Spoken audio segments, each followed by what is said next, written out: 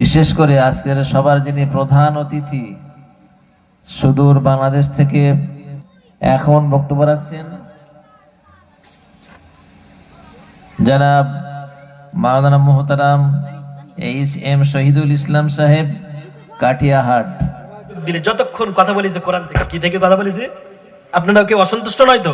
তারপরেও যদি আমার আলোচনার ভিতরে এমন কিছু কথা, অপ্রাসঙ্গিক কথা বেরিয়ে যায় মুখ দিয়ে, আমি আল্লাহর কাছে দোয়া করি, আল্লাহ তুমি আমার এই ভাইদের অন্তর থেকে সেটা মুছিয়ে দাও।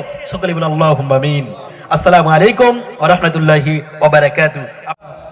শত কোটি দরুদ ও সালাম সেই নবীর প্রতি অর্পিত হোক যে নবীর উপর ইসলামকে মুকাম্মাল করা হয়েছে, যে নবীর উপরে দ্বীনকে পরিপূর্ণ করা হয়েছে, যে নবীর মাধ্যমে আমরা ইসলাম পেয়েছি, যে নবীর হাতে হাউজে কাউসারে পানি না পান করলে দুনিয়ার কারো পিপাসা মিটবে। দুনিয়ার যত বড় হাজী সাহেব, গাজী সাহেব, মৌলভী সাহেব, ডাক্তার, মাস্টার, উকিল, ব্যারিস্টার, সাদা, কালো, কানা, খোড়া, কুজো, আরবি, আজামি, বাঙালি, বিহারি, যত শ্রেণীর, যত বর্ণের, যত ধর্মের মানুষ আছে, বিশ্ব নবীর হাতে যদি হাউজে কাউসারে পানি না পান করে কারো কি পিপাসা মিটবে? এমনকি সেই নবী, যে নবীর হাতে একবার হাউজে কাউসারে পানি পান করলে হাসরে মিজানে ফুলসরাতে আর কোন জায়গায় পিপাসা লাগবে? জোরে বলুন লাগবে। সেই নবীর প্রতি আমরা একটু অন্তরস্থল থেকে জীবনের সমস্ত ভালোবাসা একত্রিত করে দরুদ অর্পণ করি। সকলে আমার সাথে সাথে বলুন সাল্লাল্লাহু আলাইহি ওয়াসাল্লাম। সম্মানিত প্রিয় ভাইরা আমার, আজকে এখানে যে আমরা বসেছি, আপনারা সন্ধ্যা থেকে এই পর্যন্ত আলোচনা শুনছিলেন। আমিও প্রায় 7:30টার সময় এসে আমার আগে যিনি আলোচনা করছিলেন তার আলোচনা আমি শুনছিলাম। মাশাআল্লাহ, খুব সুন্দর আলোচনা করছিলেন, আপনারা শুনছিলেন, অনেকেই বসেছিলেন। এখন যারা যারা বসে আলোচনা শুনছিলেন তাদের কাছে আমার কিছু আবদার, অনুরোধ, সেটা হলো এই, আমরা যখন নামাজ পড়ি, দেখেছেন আপনারা, নামাজের পরে সুন্নাত নামাজগুলো নিজের জায়গা থেকে অন্য জায়গায় একটু চেঞ্জ করার কথা বলা হয়েছে। আবু দাউদ শরীফের 1006 নম্বর হাদিসে এসেছে যে যেখানে ফরজ নামাজ পড়া হবে, মসজিদে যদি অতিরিক্ত জায়গা থাকে তাহলে উত্তম হবে আপনার ফরজ নামাজের জায়গাটা চেঞ্জ করে অন্য একটু জায়গায় আবার নতুন ভাবে নামাজ শুরু করা। এতে লাভটা কি হবে? এতে লাভটা হবে এই, আপনি প্রথমে যে জায়গায় বসে নামাজ পড়েছেন ওই জায়গাটা আপনার জন্য কিয়ামতের ময়দানে সাক্ষী হয়ে দাঁড়াবে। সুবহানাল্লাহ। এবং আবার যে দ্বিতীয় একটা নতুন জায়গায় সেজদা দিলেন, এই নতুন জায়গায় সেজদা দেওয়ার কারণে এই জায়গাটাও কিয়ামতের ময়দানে সাক্ষী হয়ে দাঁড়াবে। সুবহানাল্লাহ। প্রিয় ভাইরা, এতক্ষণ আপনারা যে জায়গাটা বসে আলোচনা শুনেছেন, সামনে এখন অনেক জায়গা ফাঁকা আছে, পিছনে বিক্ষিপ্ত জায়গা ফাঁকা আছে। বাইরে থেকে অনেকেই শুনছেন, অনেকেই বাইরে থেকে ওই বাজারে ঘোরাফেরা করছে কিন্তু মজলিসে আসছে না, কারণ এটা হলো সৌভাগ্যের জায়গা, জান্নাতের বাগান। এই বাগানে আসলে আল্লাহর রাসূল বলেছেন তার গুনাহ মাফ করে দেওয়া হয়। এখন গুনাহ মাফ করার সৌভাগ্য কি সকলের নসিবে জোটে না? এই জন্য এখনো অনেকেই আসতে পারছে না। অনেকে বাড়িতে বসে বিনির সাথে গল্প করছে, বন্ধুর সাথে গল্প করছে, প্রতিবেশীর সাথে গল্প করছে, কিন্তু এখানে আসার সৌভাগ্য হচ্ছে না। আপনারা যারা সৌভাগ্য হয়েছে, আপনারা অনেকেই ভাবছেন নিজের ইচ্ছা এসেছেন। এখন বলেন তো, আপনারা নিজের ইচ্ছা এসেছেন না আমার আল্লাহ আসার সুযোগ দিয়েছে? আল্লাহ আসার সুযোগ দিয়েছে। এখন আল্লাহ যখন সুযোগ দিয়েছে, প্রিয় ভাইরা, আপনারা প্রথম যে জায়গাটায় বসে শুনেছেন ওই জায়গাটা আপনার জন্য সাক্ষী হয়েছে। এখন আপনি কি সামনের দিকে আর এক হাত এগিয়ে এসে আর একটা নতুন জায়গা সাক্ষী বানাতে চান? বানাতে যদি চান, যারা চান তারা সামনের দিকে এগিয়ে আসুন। এই বুদ্ধিমান মানুষ আপনারা, বিচক্ষণ মানুষ, বলার সাথে সাথে ইঙ্গিত বুঝতে পেরে আপনারা সামনের দিকে একটু সরে আসার চেষ্টা করছেন। সামনের দিকে চলে আসুন। আলহামদুলিল্লাহ। আসুন আসুন প্রিয় ভাইরা, কোরআন থেকে আলোচনা করব। আমরা যে জায়গাটায় বসেছি এটা নিঃসন্দেহে আল্লাহর জান্নাত, জান্নাতের বাগান। কিন্তু একটা জিনিস বুঝতে হবে, যে জায়গাটা আমরা বসেছি নিঃসন্দেহে এটা জান্নাতের বাগান, এমনকি আরো একটা উদাহরণ আমি দেই দিয়ে আমার আলোচনার দিকে যাব। যখন যদি কোনো ব্যক্তি পিতামাতার দিকে মহব্বতের নজরে তাকায়, আল্লাহর নবী সাল্লাল্লাহু আলাইহি সাল্লাম বলেছেন তার জন্য একটা মাকবুল হজের সওয়াব লেখা হয়। জোরে বলেন সুবহানাল্লাহ। একজন সাহাবী জিজ্ঞাসা করলেন, ইয়া রাসূলুল্লাহ, একজন সন্তান যদি তার মায়ের দিকে পিতামাতার দিকে একদিনে কয়েক সবার তাকায়? আল্লাহর নবী বললেন, একজন সন্তান যদি কয়েক সবার তাকায়, যতবার তাকাবে ততবার 100 মাকবুল হজের সওয়াব লেখা হবে। সুবহানাল্লাহ। এইবারে একটুখানি ভাবুন, মাকবুল কবুলিয়াত হজের সওয়াব লেখা হবে, এটা সত্য কথা। কিন্তু যে ব্যক্তি হজে গিয়েছে আর যে যায় নাই, বাড়ি বসে তার নামে সওয়াব লেখা হবে, এই দুইজন ব্যক্তিকে এক হবে? এক হবে না। প্রিয় ভাইরা, নিঃসন্দেহে এটা একটা জান্নাতের বাগান, কিন্তু আমার আল্লাহর বানানো ওই জান্নাত, এই জান্নাত কি এক হবে? এক হবে। কিন্তু ওই জান্নাতে যেতে গেলে এখানে বসে কোরআন হাদিসের কথা শোনার দরকার আছে না নাই? আছে। এই জন্য আপনারা বসেছেন, আমিও চেষ্টা করব কোরআন থেকে কিছু কথা বলা।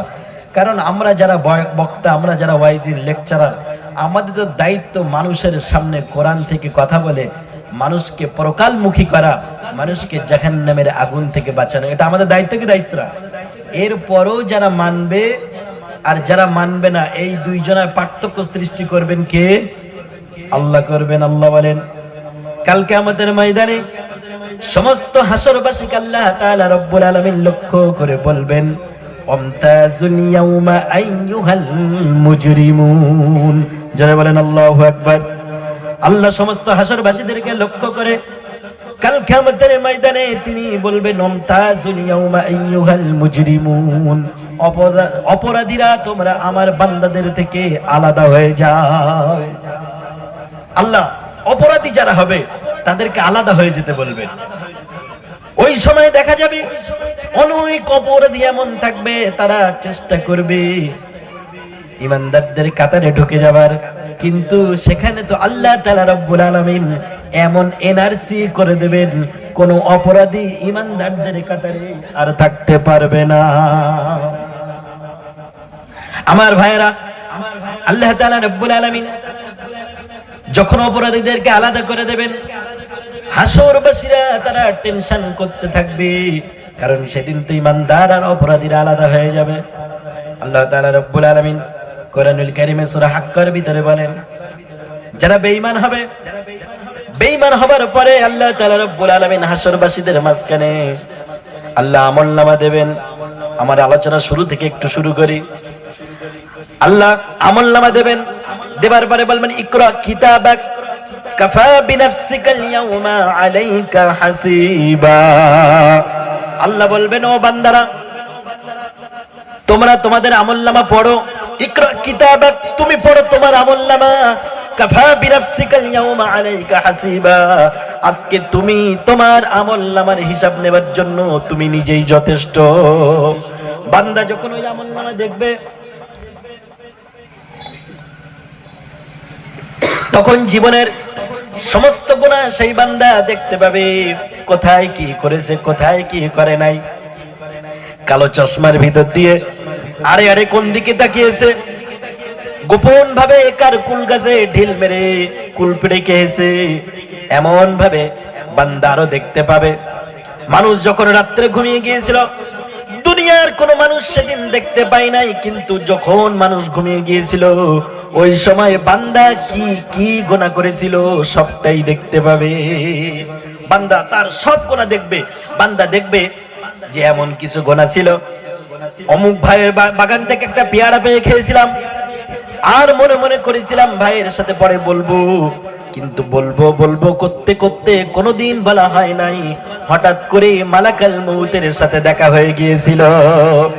মালাকুল মউতের সাথে যখন দেখা হয়ে গিয়েছিল, ওই যে পেয়ারা পেরে খেয়েছিলাম না বলে ওই পেয়ারা পেরে খাওয়াটাও চুরির খাতায় বান্দা সেদিন দেখতে পাবে। কিছুই করার থাকবে না।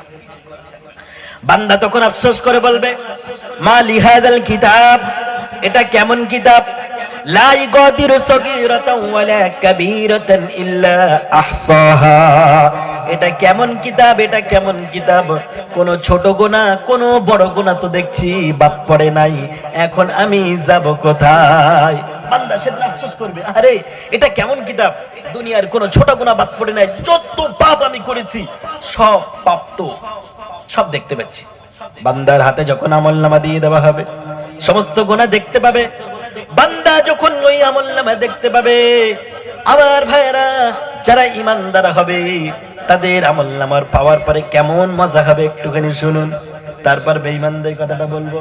আগে বলি ইমানদারদের কথা, কারণ আমার আল্লাহ সূরা হাক্কার ভিতরে আগে ইমানদারদের কথা বলেছেন, তারপরে বলেছেন বেঈমানদের কথা।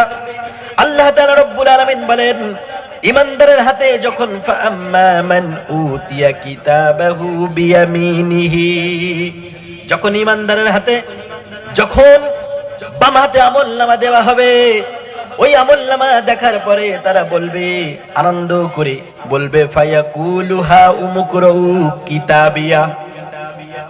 তারা অন্যদেরকে ডেকে ডেকে বলবে, আমার আমলনামা একটু পড়ো। আগ্রহ চিত্তে অন্যদেরকে ডেকে ডেকে বলবে, তোমরা আমার আমলনামাটা একটু দেখো, একটু দেখে নাও আমার আমলনামাটা। আমার ভাইরা, পরীক্ষায় যখন কেউ পাস করে দেখবেন, ওই পরীক্ষার রেজাল্ট যখন বান্দা হাতে পায় তখন তার পিতাকে দেখায়, যখন রেজাল্টটা ভালো হয় প্রতিবেশীকে দেখায় কি দেখায় না? দেখায় না। এমনকি বন্ধুকে ডেকে ফোন করে দেখায়। আমরা যখন কারোর বাড়িতে ওয়াজ করতে যাই, কোন জায়গায় প্রোগ্রামে মাহফিলে যাই, তখন বাড়িওয়ালা ডেকে ডেকে দেখায়, হুজুর দেখুন আমার সন্তান কত সুন্দর রেজাল্ট করেছে, দেখায় পিতা মনে মনে খুশি অনুভব করে।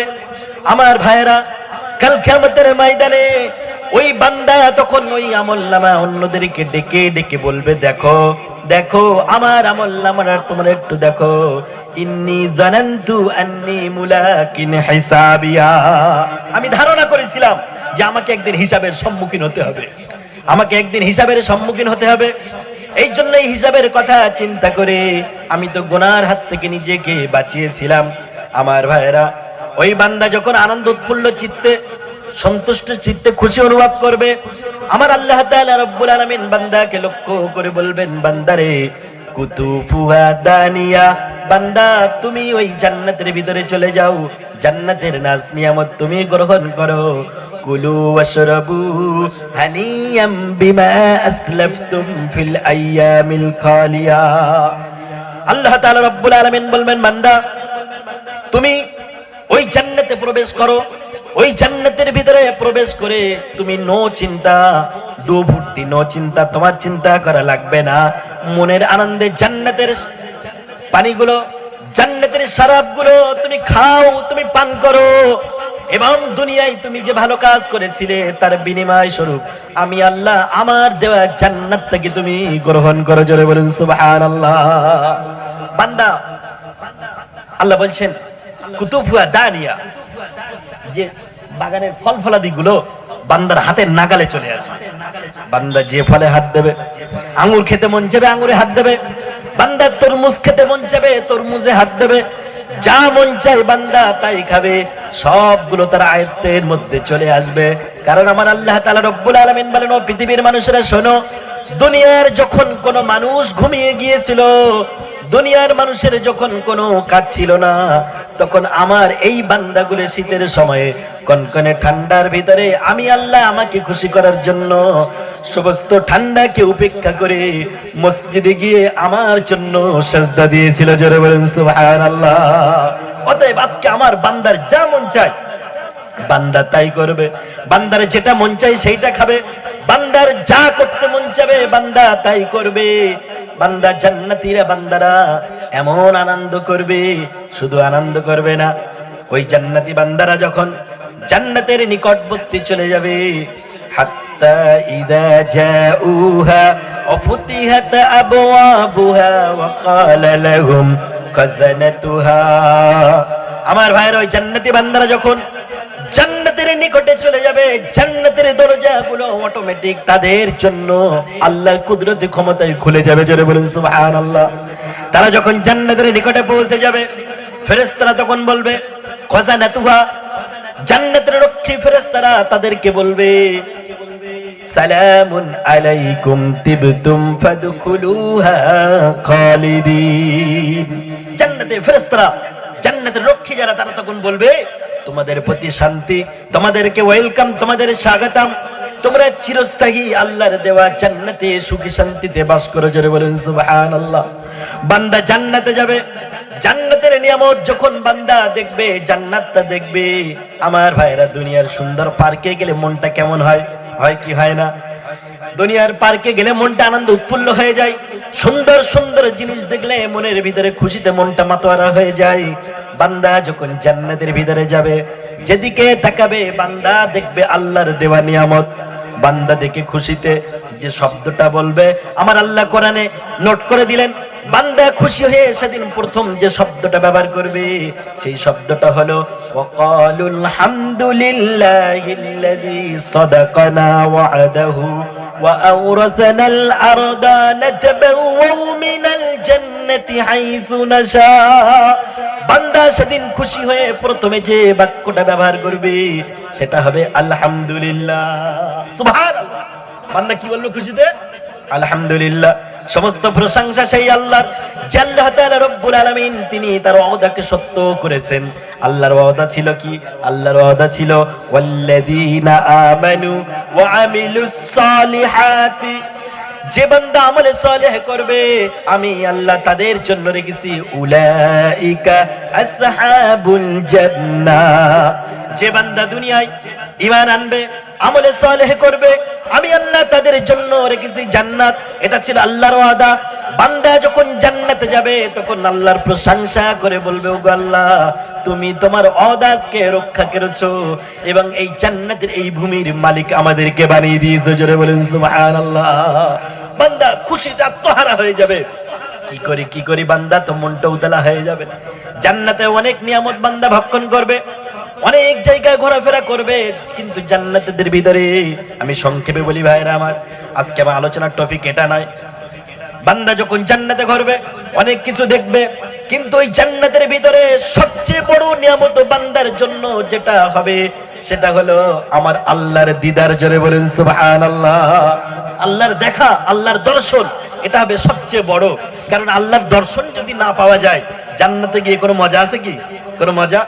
এই জন্য আব্দুল কাদের জিলানী, মহিউদ্দিন আব্দুল কাদের জিলানী রাহমাতুল্লাহ তিনি কত সুন্দর করে বলতেন, ওগো আল্লাহ তুমি যদি আমাকে জান্নাত দাও আর সেই জান্নাতের ভিতরে যদি তোমার দেখা না পাই, তাহলে আমি আব্দুল কাদের জিলানী ওই জান্নাত আমার জন্য কোনো দরকার নাই। ওগো আল্লাহ আর যদি তুমি আমাকে জাহান্নাম দাও আর ওই জাহান্নামের ভিতরে মাঝে সাঝে তুমি গিয়ে একটু তোমার দর্শনটা আমাকে দিয়ে দাও, ওগো আল্লাহ আমার জন্য ওই জাহান্নামটা জান্নাতে পরিণত হয়ে যাবে। সুবহানাল্লাহ। আমার জন্য ওই জান্নাতটা, ওই জাহান্নামটা জান্নাতে পরিণত হয়ে যাবে। আমার ভাইয়েরা, এই জন্য জান্নাতীদের অনেক নিয়ামত থাকবে। অসংখ্য নিয়ামতের ভিতরে সবচেয়ে বড় নিয়ামত যেটা হবে সেটা হলো আমার আল্লাহর দর্শন। আমার আল্লাহকে তারা দেখতে পাবে। কিন্তু কিভাবে দেখবে? আল্লাহ যেদিন হঠাৎ করে ঘোষণা দিয়ে দেবে, ও বান্দারা তোমরা আমাকে দেখে না দেখে তোমরা দুনিয়ায় কত কষ্ট করেছো, দুনিয়ায় কত টাটকা টাটকা সুখগুলো ছেড়ে দিয়েছো, আজকে বান্দা তুমি আমার জান্নাতে চলে এসেছো, আমি তোমার জন্য রেখেছি আমার পক্ষ থেকে সবচেয়ে বড় নিয়ামত, সেটা হলো আমার দিদার, আমার দর্শন। বান্দা তোমরা আমাকে দেখবে। এমন কথা যখন আল্লাহ ঘোষণা দেবে, জান্নাতীরা যেই মাত্র এমন কথা শুনতে পাবে তাদের কলিজাটা ঠান্ডা হয়ে যাবে, আনন্দে উৎফুল্ল চিত্তে তারা খুশিতে মাতোয়ারা হয়ে যাবে, খুশিতে ডগমগ হয়ে যাবে। আমার ভাইয়ের এখন প্রশ্ন উঠতে পারে, lakh crore million billion trillion অক্টিলিয়ন জান্নাতীরা সেদিন আল্লাহকে দেখবে, এখন তাদের দেখার ভিতরে একটু কি ঠেলাঠালি হতে পারে কি পারে না? এমন মনে হতে পারে কি পারে না? এমন প্রশ্ন আসতে পারে। কিন্তু আমার ভাইয়েরা আপনারা বলুন তো দেখি, এই আসমানের সূর্য যখন মানুষেরা দেখে, দুনিয়ার প্রায় 800 কোটি মানুষ যখন আসমানে সূর্যটা দেখে, বলেন তো কোনো ঠেলাঠেলি হয়? কথা বলেন হয় কি? হয় না। ঠিক তেমন ভাবে আমার আল্লাহ তাআলা রব্বুল আলামিন হঠাৎ করে উপরের দিকে তার দর্শনটা দিয়ে দেবেন। বান্দা যখন আল্লাহর দর্শন পাবে, নূরের তাজাল্লি দেখতে পাবে, বান্দা সেদিন খুশিতে মাতোয়ারা হয়ে যাবে। জোরে বলেন সুবহানাল্লাহ। বান্দা খুশিতে মাতোয়ারা হয়ে কত হাজার কোটি মিলিয়ন বিলিয়ন বছর যে আল্লাহর নূরানি তাজাল্লি দেখবে, তার কোনো হিসাব কেউ দিতে পারে না, আর পারবেও না। আমার ভাইয়েরা, বান্দা আল্লাহকে দেখছে, কোনোদিন দেখে নাই। নয়ন ভরে নয়ন বিরাম দৃশ্য আল্লাহর, সেটা বান্দা দেখবে। যার অপেক্ষায় বান্দা এতদিন ছিল, দুনিয়ায় টাটকা টাটকা সুখগুলো ছেড়ে দিয়েছিল। নাস্তিকরা যেটা বলে, এই বেলা ভাই মদ খেয়ে নাও, কাল নিশীথের ভরসা নাই, কিন্তু মুমিন বান্দারা সেটাও শোনে নাই। নাস্তিকরা বলে ডু ফুর্তি নো চিন্তা, ফুর্তি করো, চিন্তা করো না। কদিন বাঁচিবে তুমি, চাঁদিনী জাগিবে চাঁদিনী উঠিবে, তুমি তো রবে না হাই। নাস্তিকদের এই সমস্ত সব কথাকে উপেক্ষা করে আমার বান্দারা আমাকে পাওয়ার জন্য কষ্ট করেছিল, আজকে আমার বান্দাদের সামনে আমি দর্শন দিলাম। বান্দারা খুশিতে মাতোয়ারা। আমার ভাইয়েরা, বান্দাদের জন্য এবারে বান্দারা যখন দেখতে দেখতে অনেক বছর পার হয়ে যাবে, হঠাৎ করে আমার আল্লাহ তাআলা রব্বুল আলামিন বান্দাদের সামনে অদৃশ্য হয়ে যাবে। কিন্তু কবে যে অদৃশ্য হয়ে যাবে বান্দারা কেউ খবর রাখবে না। তারা অটোমেটিক আল্লাহর নুরানি ওই দৃশ্যের দিকে চেয়ে থাকবে। জোরে বলেন সুবহানাল্লাহ। কত কোটি বছর যখন পার হয়ে যাবে বান্দা কোনো খবর রাখে নাই। এটা হবে জান্নাতীদের অবস্থা। কাদের অবস্থা? জান্নাতীদের। জাহান্নামীদের কি হবে এবার একটু শুনুন। জান্নাতের বর্ণনা তো শুনলেন, এবার একটু জাহান্নামের বর্ণনা শুনুন।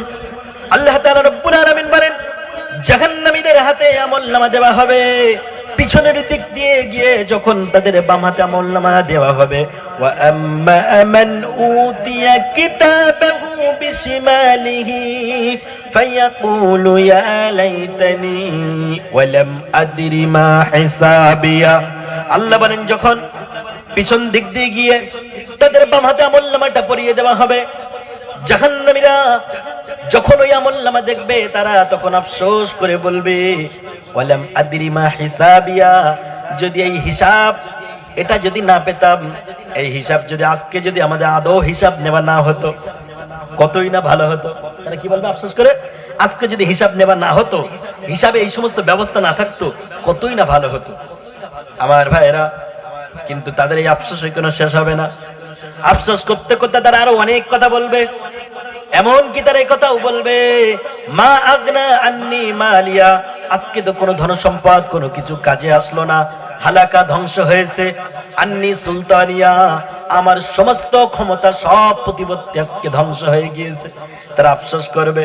আফসোস করতে করতে বিশ্বনবী বলেন, তারা এত কাঁদবে, কাঁদতে কাঁদতে তাদের চোখের পানিগুলি ফুরিয়ে যাবে। এমন ভাবে তারা কাঁদবে, চোখের পানি ফুরিয়ে তাদের চোখের ভিতর থেকে রক্ত নির্গত হবে, তারপরও তাদের আফসোসের কোনো শেষ থাকবে না।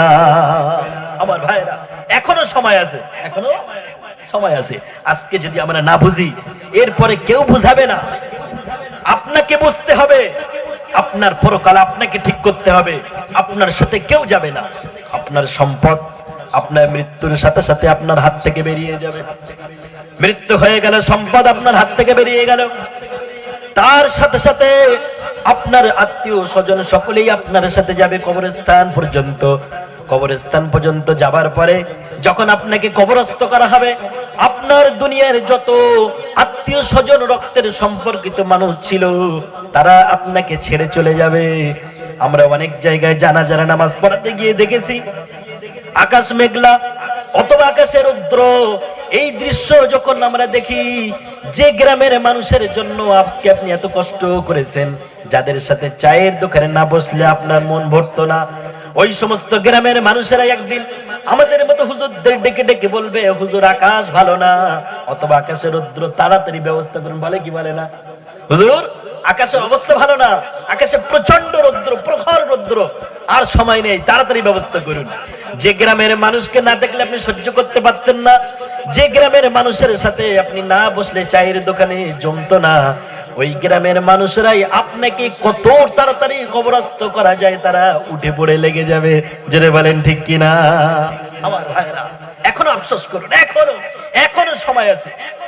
হঠাৎ করে সময় ফুরিয়ে যাবে।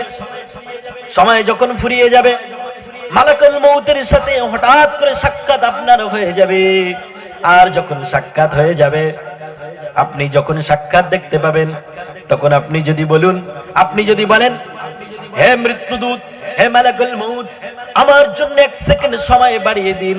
আল্লাহর কোরআন বলেন, ইদা জাআ আজালুহুম লা ইস্তাখিরুনা সাআতাও ওয়া লা ইস্তাকদিরুন। يستقدمون আল্লাহ তাআলা রব্বুল আলামিন বলেন 1 মিনিট সময় আগেও করা হবে না, 1 মুহূর্ত সময় পিছনেও করা হবে না। প্রত্যেক ব্যক্তিকে নির্দিষ্ট সময়ে তার মৃত্যু দূত তার কাছে পৌঁছে যাবে। একটু আগে পরে অনেক ভাইয়েরা বলে হুজুর অনেক ওয়াজ করলেন ভালো কথা, কিন্তু আমার তো যুবক বয়স, আমার তো অল্প বয়স। আমি তাদেরকে বলি ভাইয়েরা আমার, যাবার কোনো সিরিয়াল লাগে না, আসার সিরিয়াল লাগে। জোরে বলেন ঠিক কিনা? আপনার মতো অনেক অল্প বয়সী যুবকেরা কবরস্থানে গিয়ে দিকে একটু তাকান, আপনার মতো অনেক অল্প বয়সী যুবকেরা তারা আজকে আপনার মতো বাড়িতে নাই, তারা আজকে কবরস্থানের মধ্যে শুয়ে পড়েছে, তাদের রক্ত গোশত সব কিছু মাটিতে পরিণত হয়েছে। জোরে বলেন ঠিক কিনা? ওই জন্য মৃত্যু হঠাৎ করে চলে আসবে। মৃত্যু যখন চলে আসবে আপনার দেহটাকে নিয়ে চকলেটের মতো মুড়িয়ে কাপড়ে রেখে দেওয়া হবে, তারপরে কবরস্থ করে আসা হবে। আপনাকে প্রশ্ন করা হবে, প্রশ্ন যদি আপনি ঠিকঠাক দিতে পারেন কবরটা আপনার জন্য জান্নাতে পরিণত হয়ে যাবে, আর যদি আপনি ঠিকঠাক না দিতে পারেন ওই কবরটা আপনার জন্য সংকীর্ণ হয়ে যাবে, এমন ভাবে সংকীর্ণ হয়ে যাবে। বিশ্বনবী এইভাবে দেখালেন, একদিককার পাঁজরের হাড় আরেকদিকে ঢুকে যাবে, কবরের মাটি এমন পেশাই করবে, বান্দা চিৎকার চেঁচামেচি করবে, কিন্তু তার চিৎকার দুনিয়ার কেউ শুনতে পাবে না। কোনো আফসোস করে সেদিন লাভ হবে না। আমার ভাইয়ের আমি বলতেছিলাম পরকালের কথা বলতে গিয়ে কবরের কথা প্রবেশ করে ফেললাম। আমার ভাইয়ের এখনো সময় আছে, নিজেদেরকে গুটিয়ে নেই, মরণের জন্য প্রস্তুত করুন। হযরত ওমর রাদিয়াল্লাহু তাআলা আনহু বলেন, নিজে একবার মরার আগে একবার মরার প্র্যাকটিস তুমি করে নাও, কারণ মরার আগে যদি একবার তুমি মরতে পারো তাহলে তুমি সফল কাম। আর বিশ্বনবী তিনি তার ভাষায় বলেন, সেই ব্যক্তির থেকে বুদ্ধিমান আর কে হতে পারে যে ব্যক্তি দুনিয়ার অল্প দিনের জীবন দ্বারা চিরস্থায়ী জীবনটাকে গঠন করে। সেই ব্যক্তির থেকে নির্ভর আর কে হতে পারে যে ব্যক্তি দুনিয়ার অল্প দিনের জীবন দ্বারা চিরস্থায়ী আখিরাতকে নষ্ট করে। আমার ভাইয়ের আপনারা জ্ঞানী মানুষ, বুদ্ধিমান মানুষ, মুখ দেখলে বোঝা যায়। এই জন্য এখনো সময় আছে, নিজেকে গোছান, তা না হলে হঠাৎ করে যখন মৃত্যুর পরে আমলনামা আপনার সামনে যখন খোলা হবে আপনি আফসোস করবেন। আফসোস করতে করতে আফসোস যখন শেষ থাকবে না, আল্লাহ ফেরেশতাদেরকে ডাক দিয়ে বলে দেবেন, খুযূহু ফাগুল্লুহু তুম্মাল জাহিমা সাল্লু। দরুদ পড়ে আল্লাহুম্মা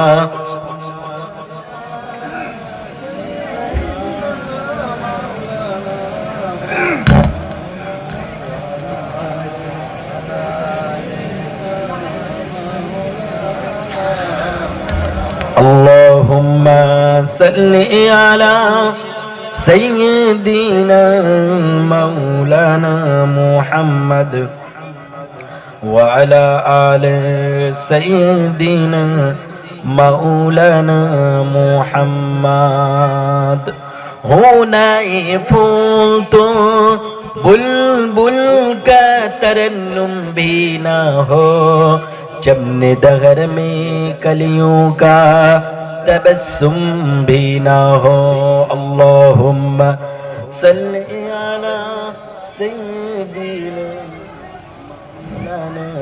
আমাকে একজন একটু আসেন তো ভাই, একটু হেল্প করেন তো একটুখানি, এই গরম দুধটা একটু ঢেলে দেওয়ার জন্য। আমার বেশিক্ষণ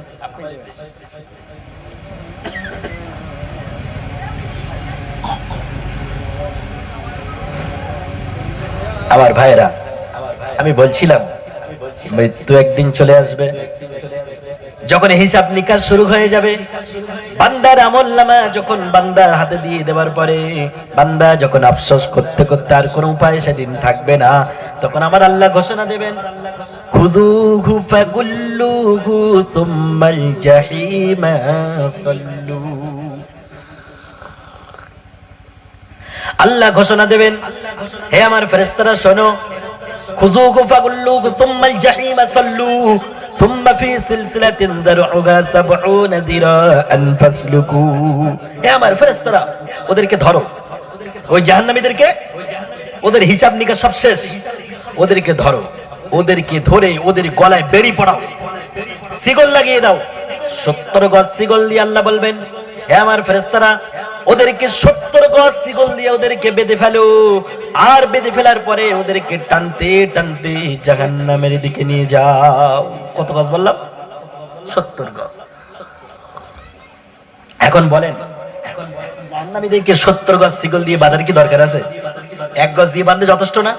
কিন্তু তারপরেও আল্লাহ আযাবের তীব্রতা, শাস্তির তীব্রতা বোঝাতে গিয়ে বললেন 70 গজ, 70 দিরান ফাসলুকু, 70 গজ শিকল দ্বারা বেঁধে তাদেরকে টানতে টানতে জাহান্নামে দিকে নিয়ে যাওয়া হবে। এখন বলেন, আমাদের গ্রামে যখন আসামি ধরে, একবার আসামি পালিয়েছে, আবার তাকে ধরেছে, আবার গাড়ি থেকে লাফ মেরে পালিয়েছে, তারপরে যখন পুলিশের হাতের নাগালে চলে আসে, ওই আসামি কি যত্ন করতে করতে, আদর করতে করতে শ্বশুরবাড়ি নিয়ে যাওয়ার মধ্যে নিয়ে যায় কি ভাইরা? টানতে টানতে, মারতে মারতে, পিছনের দিক থেকে লাথি মারতে মারতে নিয়ে যায় কি যায় না? আল্লাহ তাআলা রব্বুল আলামিন বলবেন, হে আমার ফেরেশতারা, ওদেরকে টানতে টানতে জাহান্নামের দিকে নিয়ে যাও, তাদেরকে টেনে হিসড়ে জাহান্নামের দিকে নিয়ে যাওয়া হবে। তারা তো সহজে যেতে চাইবে না জাহান্নামের দিকে। কেউ কি সাত করে যাবে, কেউ তো মজা করে যাবে না। টানতে টানতে যখন তাদের জাহান্নামের নিকটে নিয়ে যাওয়া হবে, জাহান্নামের যারা রক্ষী, আমি বলেছিলাম জান্নাতের রক্ষীরা, তারা তো জান্নাতি বান্দাদেরকে দেখে স্বাগতম জানিয়েছিল। এবারে জাহান্নামের রক্ষীরা তারা কি বলবে একটুখানি শুনুন। সূরা মুলকের ভিতরে 1 নম্বর পৃষ্ঠায় আল্লাহ বলেন, কুল্লামা উলকিয়া ফিহা ফাওজুন সাআলাহুম খাযানাতুহা আলাম ইয়াতিকুম নাযীর। আল্লাহ তাআলা রব্বুল আলামিন বলেন, ওই সমস্ত জাহান্নামীদেরকে টানতে টানতে যখন জাহান্নামের নিকটবর্তী নিয়ে যাওয়া হবে, যখন একদল জাহান্নামীদেরকে নিয়ে যাওয়া হবে জাহান্নামের দ্বার প্রান্তে, তখন খাযানাতুহা, ওই জাহান্নামের রক্ষী যারা, তারা জিজ্ঞাসা করবে, আলাম ইয়াতিকুম নাযীর, তোমাদের কাছে কি কোনো সতর্ককারী, কোনো আলেম উলামা, কোনো নবী রাসূল কি যায় নাই? কি জিজ্ঞাসা করবে? তোমাদের কাছে কি এই জাহান্নামের তীব্রতা, এই জাহান্নামের ভয়াবহতা সম্পর্কে সতর্ককারীর রূপে কেউ যায় নাই? আমার ভাইরা, তখন মানুষ কি বলবে? আজকে যারা এখানে বসে বসে কোরআনের কথা শুনতেছেন, আমার ভাইরা, কোরআনের কথা শোনার পরে কিছু মানুষ আছে, হাদিস কোরআন শুনলো, সবকিছু শুনলো, কিন্তু তারপরেও সেই মানুষগুলো যখন কোরআনের কথা শুনতে শুনতে বাড়িতে চলে যায়, বাড়ি যেতে যেতে তারা যখন দেখে আবার কোনো জায়গায় গানের কনসার্ট আছে, তখন ওই গানের কনসার্টের ভিতরে তারা আবার বসে যায়। বসে কি বসে না? বসে না? এরকম মানুষ আছে না? হয়তো আপনাদের এলাকায় নেই বলে আপনাদের একটু বুঝতে কষ্ট হচ্ছে। সারা রাত জলসা শুনেছে, তারপরে বাড়ি যাওয়ার সময় দেখে এক জায়গায় গান হচ্ছে, ক্যারাম বোর্ডে আড্ডাখানা চলছে, তাসের আড্ডা, জুয়ার আড্ডা, সেখানেও বসে। বসে কি বসে না? আমার ভাইরা, এইরকম মানুষ আছে। আমি আমার ভাষায় এগুলোকে বলি গুয়ে মাছি। কি মাছি? গুয়ে মাছি। কেন? কারণ দেখবেন মাছি হলো 2 প্রকার। মাছি হলো 2 প্রকার, একটা হলো মৌমাছি আর একটা হলো গুয়ে মাছি। কোনদিন কি দেখেছেন কোন মিষ্টির দোকানে গুই মাছি কি বসে? দেখেননি? না, বসে। গুই মাছি সব জায়গায় বসে, গুই মাছি সব জায়গায় বসে। গুই মাছি এমন জায়গা, এমন মাছি, ও মিষ্টির দোকানেও বসবে, আবার ফলের দোকানেও বসবে, আবার আপনার বাড়ির টয়লেটের ভিতরে গিয়েও, সব জায়গা আছে। কিন্তু মৌমাছি কোনদিন তাদেরকে দেখতে পাবেন না যে আপনার বাড়িতে মিষ্টির দোকানে বসার পরে, মিষ্টিতে বসার পরে তারা আবার ওখান থেকে উঠে গিয়ে পায়খানা, টয়লেটের ভিতরে বসে। দেখা যায় কি? দেখা যায় না। আমার ভাইরা, যারা কোরআন শুনলো, হাদিস শুনলো, তারপরে আবার গানের কনসার্টে বসলো, এদের অন্তরটা হলো মুনাফিকি অন্তর। আল্লাহ বলেন, এদের অন্তরের ভিতরে রোগ রয়েছে। কি আছে? রোগ আছে। এদের অন্তর হলো ব্যাধিগ্রস্ত। এই ব্যাধিগ্রস্ত থাকার কারণে যখন কোরআনের মজলিসে যাই, তখন কোরআনের আলোচনা শুনতে ভালো লাগে, চোখ দিয়ে পানি আসে। আবার যখন কোরআনের মজলিস থেকে উঠে গানের পাশ দিয়ে চলে যাই, তখন তাদের মনটা চায় গানের কনসার্টে একটু বসে সময় দিয়ে দে। ওখানে যাবার পরে ওটাও ভালো লাগে। বিভিন্ন নায়ক নায়িকা, গায়ক গায়িকাদের কোমর দুলানো তারা দেখলো, তারা তাহলে গুয়ে মাছির মতো ভালো জায়গায় বসলো, খারাপ জায়গায় বসলো। কিন্তু মৌমাছি হলো মুমিন বান্দাদের স্বভাব। ওরা কোনোদিন ভালো জায়গায় বসার পরে খারাপ জায়গায় বসবে? জীবন চলে যাবে, কিন্তু লক্ষ লক্ষ কোটি টাকার অফার দিলেও তারা কোনোদিন কোনো খারাপ জায়গায় বসবে না। আমার ভাইয়েরা, আজকে যারা কোরআন শুনতেছেন, হাদিস শুনতেছেন, শোনার পরে মনে করেন বাড়িতে চলে গেলেন, বাড়িতে যাবার পরে ফজরের নামাজ পড়লেন না, এরকম মানুষ আছে? তা আছে, বলেন, খুব আছে। ফজরের নামাজ পড়লেন না, এমন কি নামাজ না পড়ে ওই অবস্থা আপনার মৃত্যু হয়ে গেল, এমন কি আপনার বাকি জীবনটা গুনার সাগরে ডুবতে ডুবতে কেটে গেল। তারপরে আপনার জন্য যখন ফয়সালা হয়ে গেল জাহান্নাম, জাহান্নামের ফেরেশতারা আপনাকে জিজ্ঞাসা করবে খাজানাতুহা, রক্ষীরা জিজ্ঞাসা করবে আলাম ইয়াতিকুম নাযীর, তোমাদের কাছে কি কোনো সতর্ককারী, কোনো নবী রাসূল, কোনো ওয়াইজিন, কোনো উলামা, কোনো মুফতি, কোনো হাফেজে কোরআন কি তোমাদের কাছে যায় নাই এই জাহান্নাম থেকে সতর্ক করতে? তখন তারা তো না বলতে পারবে না, তারা তখন কি বলবে সেটাও আমার আল্লাহ কোরআনে জানিয়ে দিলেন। তখন তারা বলবে ক্বালু বালা কদ জাআনা নাযীর, তখন তারা বলবে অবশ্যই, বালা মানে অবশ্যই, তখন তারা বলবে অবশ্যই আমাদের কাছে সতর্ককারীরা গিয়েছিল, সতর্ক করেছিল, এই জাহান্নাম থেকে সতর্ক করেছিল, কিন্তু আমরা হলাম কপাল পোড়া, আমরা এমন কপাল পোড়া, আমরা তাদের কথা শুনি নাই, বরং তারা যখন আমাদেরকে এই জাহান্নাম থেকে সতর্ক করেছিল আমরা তখন তাদের উদ্দেশ্য বলেছিলাম ইন আনতুম ইল্লা ফি দালালিন কাবীর।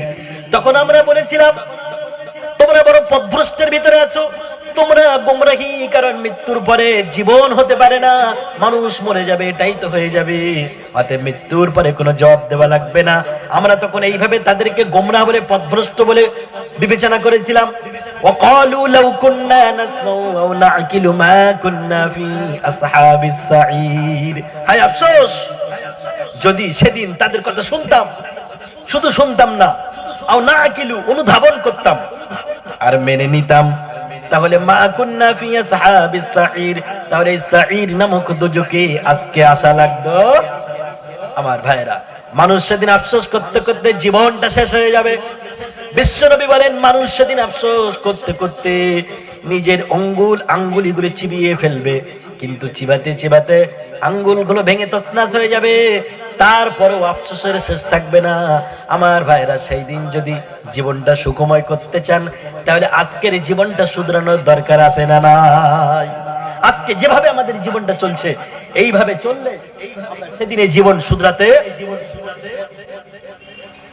পারবো না। এই জন্য আজ থেকে, এখন থেকে নিয়ত করুন যে আমাদের জীবনটা জান্নাত মুখী বানাতে চাই। কোন মুখী বলুন তো? আল্লাহুম্মা আমিন, আল্লাহুম্মা আমিন। এই দৃশ্যটা হয়তো কেউ দেখছে না, দেখছেন কে? আপনার গ্রামের মেম্বার থেকে শুরু করে এই দেশের প্রধানমন্ত্রী, মুখ্যমন্ত্রী দেখছে না, কিন্তু আমার আল্লাহ আরশে বসে বসে আমাদের এই যারা এখানে বসে ওয়াদা করছে, আমার আল্লাহ দেখতে পাচ্ছেন কি পাচ্ছেন না? পাচ্ছেন। আমার ভাইরা, এই জন্য এখন থেকে শুধরাতে হবে। আমরা নামাজ পড়বো, এখন বলেন তো নামাজ ক ওয়াক্ত পড়বো? 2 ওয়াক্ত না 3 ওয়াক্ত? ক ওয়াক্ত? 5 ওয়াক্ত। কারণ মানুষ যখন জাহান্নামে যাবে, যে জাহান্নামের আলোচনা শুনলাম, মানুষ যখন জাহান্নামে যাবে, আমার ভাইরা, জাহান্নামীদেরকে অসংখ্য প্রশ্ন করা হবে।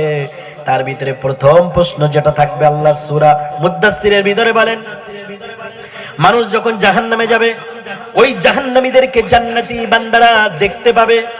জান্নাতি বান্দারা যখন দেখতে পাবে তখন তাদের উদ্দেশ্যে জিজ্ঞাসা করবে মা সালাকাকুম ফি সাকার, ও জাহান্নামী ভাইরা তোমরা কি কারণে জাহান্নামে এলে? একই সাথে হাটে গিয়েছে, একই সাথে বাটে মাঠে, শহরে নগরে, দোকানে মাকানে, সমস্ত জায়গায় ঘোরাফেরা করেছি, আজকে আমরা আল্লাহর জান্নাতে, তোমরা জাহান্নামে এলে কেন বলো? সব জায়গাতে একই সাথে ছিলাম, একই সাথে অমুক নেতা তমুক নেতা জিন্দাবাদ স্লোগান দিয়েছি, কিন্তু আজকে আমরা জান্নাতে, তোমরা কেন জাহান্নামে এলে বলো? তখন ওই সমস্ত জাহান্নামীরা আফসোস করতে করতে বলবে ভাইরা একই সাথে চায়ের দোকানে ছিলাম, একই সাথে অমুক নেতা তমুক নেতা জিন্দাবাদ দিয়েছিলাম, কিন্তু যখন আজান হয়েছিল, আজান শোনার পরে তোমরা আল্লাহর ডাকে সাড়া দিয়ে তোমরা মসজিদের ভিতরে হাজিরা দিয়েছিলে, আর আমরা আজান শোনার পরে নামাজে যাই নাই। ক্বালু লাম নাকু মিনাল মুসাল্লিন, আমরা মুসল্লি ছিলাম না, যার কারণে আজকে আমরা জাহান্নামে এসেছি। জাহান্নামে যাওয়ার মূল কারণ কি? নামাজ না পড়া। জাহান্নামে যাবার মূল কারণ নামাজ না পড়া। আজকে আমাদের মুসলিম অসংখ্য যুবক তারা নামাজ পড়ে না, আমি এই ব্যাখ্যা যাব, কিন্তু নামাজের কথা বললে বলে হুজুর নামাজ পড়িনি তাতে কি আছে, মন তো ঠিক আছে, বলে না? যারা বলে নামাজ পড়িনি মন ঠিক আছে, মনে করবেন এতে এদের মাথায় না এদের ঘাড়ের উপরে শয়তান পেশাব করে দিয়েছে। কথাটা শুনতে খারাপ লাগলো? নামাজ পড়ে মন ঠিক থাকে না আমাদের। আর তুমি কোন সলিমুদ্দিনের সলিমুদ্দিন, কার বেটা তুমি যে নামাজ না পড়ে তোমার মন ঠিক থাকে? যারা এই কথা বলে মনে করতে হবে তারা শয়তানের গ্রাস হয়ে গেছে। এই জন্য আল্লাহ আমাদের বোঝার তৌফিক দিন। নামাজ যখন আমরা পড়বো, এই নামাজ কার খুশির জন্য পড়বো? দুনিয়ার কোন মানুষকে দেখানোর জন্য? যদি কোন মানুষ দুনিয়ার মানুষকে দেখানোর জন্য নামাজ পড়ে, আর যাই হোক দুনিয়ার মানুষ দেখবে সে মুসল্লি, দুনিয়ার মানুষ দেখবে সে নামাজি, দুনিয়ার মানুষ দেখবে সে মুসলমান, আধার কার্ড প্যান কার্ডে তার নাম মুসলমানের তালিকায় থাকবে, এমনকি আদম শুমারি খাতায় তার নাম মুসলমানের তালিকায় থাকবে, তারা নিজেদেরকে মুসলমান বলে দাবি করবে। কিন্তু আমার আল্লাহ বলেন, ওয়ামিনান নাসি মাইয়াকুলু আমান্না বিল্লাহি ওয়া বিল ইয়াউমিল আখির ওয়া মা হুম বিমুমিনিন। সূরাতুল বাকারার ভিতরে আল্লাহ বলেন 1 নম্বর পারা 2 নম্বর পৃষ্ঠা, যে মানুষদের মধ্যে এমন কিছু মানুষ আছে যারা বলে আমি আমান্না বিল্লাহ, আল্লাহর উপরে ঈমান এনেছি, ওয়া বিল ইয়াউমিল আখির, এবং সেই পরকালের দিবসের প্রতি ঈমান এনেছি। তারা নিজেদেরকে ঈমানদার বলে দাবি করে, কিন্তু আমি আল্লাহ ঘোষণা দিলাম ওয়া মা হুম বিমুমিনিন, তারা কিন্তু মুমিন নয়, তারা মুমিন নয়। তাহলে ঘোষণাটা দেবে কে? আমরা যদি নিজে থেকে ঘোষণা দেই আমরা মুসলমান, আমি অমুকের বেটা অমুক, তমুকের বেটা অমুক, আমার দাদু মুসলমান ছিল, আমার আব্বু মুসলমান ছিল, আমার আব্বু মুসলমান, মাকে বিয়ে করেছে, আমি মুসলমান। আমার ভাইরা এ দাবি তো ফেরাউনও করেছিল। কে করেছিল? ফেরাউনকে যখন চুবানো হচ্ছে, ফেরাউন যখন দেখলো মৃত্যু আসন্ন, বাঁচার কোনো উপায় নাই, ফেরাউন তখন মৃত্যুকে ভেবে নিয়ে ফেরাউন বলেছিল, আমানতু আন্নাহু লা ইলাহা ইল্লাল্লাযী আমানাত বিহি বানু ইসরাঈল। ফেরাউন যখন দেখলো মৃত্যু আসন্ন, আল্লাহ ছাড়া কেউ বাঁচাইতে পারে না, তখন ফেরাউন বলল, আমি ঈমান আনছি। কার প্রতি ঈমান আনছি? সেই আল্লাহর প্রতি যিনি ছাড়া কোনো মাবুদ নাই। আল্লাহকে ফেরাউন বোঝাচ্ছে, আল্লাহ তুমি যদি এইভাবে না বোঝো তাহলে এইভাবে বোঝো, আমি সেই আল্লাহর প্রতি ঈমান আনছি যে আল্লাহর প্রতি বনি ইসরাঈলদের নবী মূসা ঈমান এনেছে। আল্লাহকে বুঝাচ্ছে, আল্লাহকে বুঝাচ্ছে। আমার ভাইয়েরা, বিশ্ব নবী বলেন 2টি সময়ে তওবার দরজা বন্ধ হয়ে যায়। বাদাল গরগরা, যখন মানুষের মৃত্যুর পূর্বে গলার ভিতরে একটা গরগরানি শব্দ এসে যায়, তখন তওবা করলে কবুল হবে না। আর একটা সময় হলো ক্বাবলা তুলুইশ শামসি মিন মাগরিবিহা, আল হাদিস, বিশ্ব নবীর হাদিস। বিশ্ব নবী বলেন যখন পশ্চিম দিক থেকে সূর্য উদিত হবে, এই 2টি সময় যখন ঘটে যাবে, একটা হলো মৃত্যুর সময়ে গলার ভিতরে গড়গড়ানি আওয়াজ, আর পশ্চিম দিক থেকে যখন সূর্য উদিত হয়ে যাবে, এই 2টি সময়ে বান্দার তওবা কবুল করা হবে না। ফেরাউনের মৃত্যুর সময় ফেরাউন দেখলো আমার মৃত্যু অনিবার্য, দুনিয়ার কেউ বাঁচাইতে পারে না। ফেরাউন তখন আল্লাহর প্রতি ঈমান এনে আল্লাহকে বুঝাইতে চাইলেন, আল্লাহ আমি তো মুসলমান, অতএব তুমি তো নবী মুসলমান, মুসাকে তুমি এই পানি থেকে বাঁচিয়েছো, আমিও তো মুসলমান, তুমি আমাকে কেন চুবাও? কাকে বোঝাচ্ছে? আল্লাহকে বোঝাচ্ছে। আল্লাহ বললেন, ফেরাউন শোন, আল আন ওয়াকাদ আসাইতা ক্বাবলু ওয়া কুনতা মিনাল মুফসিদিন, ইতিপূর্বে ঈমান আনিস নাই, আমার নবী মুসাকে কষ্ট দিয়েছিস, সারা জীবন কষ্ট দিয়েছিস, 10,000 শিশুকে হত্যা করেছিস, আজকে বিপদে পড়ে ঈমান আনতেছিস, আমি আল্লাহ ঘোষণা দিলাম ও কুনতা মিনাল মুফসিদিন, তুই সন্ত্রাসী। আল্লাহর ঘোষণা কি? ফেরাউন ঘোষণা দিচ্ছে আল্লাহ আমি মুসলমান, আর আল্লাহ ঘোষণা দিচ্ছে আরে তুই তো মুসলমান নয়, তুই তো সন্ত্রাসী। তুই কি? সন্ত্রাসী। আমার ভাইয়েরা, এই জন্য নিজেদেরকে শুধু মুসলমান বলে দাবি করলে হবে না, নামাজের কাতারে আপনাকে দাঁড়াতে হবে। নামাজের কাতারে যদি আপনি না দাঁড়ান, নিজেকে যতই মুসলমান বলে পরিচয় দেন, আল্লাহর খাতায় আপনি মুসলমান নয়। আজকে আপনার সেজদা দেওয়ার ক্ষমতা আছে, আজকে যদি আপনি সেজদা না দেন, কাল কিয়ামতের ময়দানে আল্লাহ বান্দাদেরকে লক্ষ্য করে বলবেন, বান্দারা তোমরা সেজদায় পড়ে যাও, গিয়ে সেজদায় গিয়ে তুমি দুনিয়ায় কেমন নামাজে ছিলে এটা দেখাও। ইয়াউমা ইকশাফু আন সাকিউ ওয়া ইউদআউনা ইলাস সুজুদি ফালা ইস্তাতিউন। সূরা মুলকের ভিতর আল্লাহ তাআলা রব্বুল আলামিন 29 নম্বর পারার 5 নম্বর পৃষ্ঠায় আল্লাহ তাআলা রব্বুল আলামিন বলেন, কাল কিয়ামতের ময়দানে যখন মানুষের পায়ের গোছাগুলি উন্মুক্ত করে দেওয়া হবে, তখন বান্দাদের উদ্দেশ্য করে আল্লাহ বলবেন, বান্দারা সিজদায় চলে যাও। কোথায় চলে যাও? সিজদায় চলে যাও। তখন কিছু মানুষ সিজদা যাবার চেষ্টা করবে, কিন্তু তারা সেদিন সিজদা দিতে পারবে না। খাশিয়াতান আবসারুহুম তারহাকুহুম দিল্লাহ, তারা ভয়ে কাঁপতে কাঁপতে তারা হয়ে যাবে বিইজ্জতি, এতটাই তারা লাঞ্ছিত অপদস্থ হবে, কিন্তু তারপরেও আল্লাহকে দেখিয়ে সিজদা দিতে পারবে না। বিশ্বনবী বলেন, তারা যখন সিজদা দেবার জন্য বারংবার চেষ্টা করবে, তাদের মেরুদণ্ডের হাড়টাকে আল্লাহ তক্তার মতো সোজা করে দেবে। এখন বলেন, তক্তা কি ভাঁজ পড়ে? তক্তা কি ফোল্ডিং হয়? ফোল্ডিং হয় না। ওই সময় তারা সিজদা দিতে যাবে, যতবার সিজদা দিতে যাবে ততবার হুমড়ি খেয়ে নিচে পড়ে যাবে। এভাবে পড়তে পড়তে তারা চেষ্টা করবে আল্লাহকে দেখানোর, যে আল্লাহ আমরা মুসলমান, আমরা তোমার নামাজি বান্দা ছিলাম, কিন্তু দেখাতে পারবে না। আর যারা নামাজি বান্দা হবে তাদেরকে আল্লাহ তাআলা রব্বুল আলামিন যেই মাত্র বলবে বান্দা সিজদায় চলে যাও, সাথে সাথে ওই নামাজিরা সিজদায় গিয়ে আল্লাহর সামনে নিজেদেরকে জান্নাতি বান্দা পরিচয় ঘটিয়ে দেবে। জোরে বলুন, আরো জোরে বলুন সুবহানাল্লাহ। আমরা কি আমাদেরকে আল্লাহ জান্নাতি বান্দা বানাতে চাই? বানাতে চাই কি চাই না? কোরআন থেকে আমার এই হাতটা একটু অসুবিধা হচ্ছে, বুঝতে পেরেছেন প্রিয় ভাইরা? আমার এই 1 থেকে 2 দিন এমন হচ্ছে, মানে এই হাতে বল পাচ্ছি, বুঝতে পেরেছেন? এই জন্য দেখছেন এই হাতটা ব্যবহার করছি না বেশি, এই হাতটা আমি খুব একটা ব্যবহার করতে পারছি না। আপনারা একটু আমার জন্য দোয়া করেন, ঠিক আছে প্রিয় ভাইরা আমার? এই জন্য এই অজান্তে এই হাতটা এখানে লেগে গেল। প্রিয় ভাইরা আমার, আমাদেরকে আমরা জান্নাতি বান্দা বানাতে চাই। জান্নাতি বান্দা যদি আমরা বানাতে চাই, তাহলে নামাজের বিকল্প কোনো ইবাদত নাই। জোরে বলেন, আছে? নামাজ না পড়লে জান্নাতে যাওয়া যাবে না। নামাজ যখন পড়তে হবে, একটু বলেন তো দেখি, কাকে খুশি করার জন্য পড়তে হবে? আল্লাহকে খুশি করার। আল্লাহকে খুশি বাদ দিয়ে যদি দুনিয়ার কোনো মানুষকে খুশি করার জন্য আপনি চেষ্টা করেন, নামাজ পড়তে পড়তে কপাল কালো হয়ে যাবে, তারপরেও আল্লাহকে সন্তুষ্ট করা যাবে না। আর যদি আপনি আল্লাহকে বাদ দিয়ে দুনিয়ার কোনো মানুষকে খুশি করার জন্য নামাজ পড়েন, ওই নামাজ দিয়ে আল্লাহর জান্নাতে যাওয়া যাবে না। আজকে অনেক মানুষ এমন আছে যারা আল্লাহকে খুশি করার জন্য। আমার ভাইরা, আমি একবার একটা মসজিদের ইমাম ছিলাম। একটা গোপন কথা এখানে কি বলবো, কারোর সাথে বলবেন না তো আপনারা?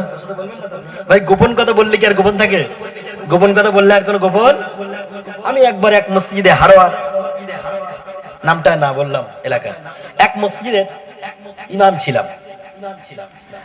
ফজরের আজান হয়ে গেছে, হঠাৎ করে একজন মুসল্লি এসে ডাকছে, ইমাম সাহেব কোথায়? আমি মনে মনে করলাম, আল্লাহ, এখনো তো নামাজের অনেক সময় আছে, আজানের পরে অনেক সময় থাকে কি থাকে না? অতএব আমি নির্দিষ্ট সময় অ্যালার্ম দিয়েছি, উঠে নামাজ পড়বো। কিন্তু এত তাড়াতাড়ি ইমাম সাহেব বলে চিৎকার দিচ্ছে কে? হয়তো কোনো নতুন মুসল্লি হবে। আর নতুন মুসল্লিরা হলে এই সমস্যাগুলো ঘটে। ঠিক আছে, একটু ফাঁকা দিকে বাইর হলাম, দেখলাম একজন নতুন মুসল্লি আমাকে সালাম দিয়ে বলেন, হুজুর, আপনার কি সময় জ্ঞান নেই? আর মাত্র কয়েক মিনিট বাকি আছে, নামাজ শুরু হবে, আপনি এখনো ঘুমাচ্ছেন?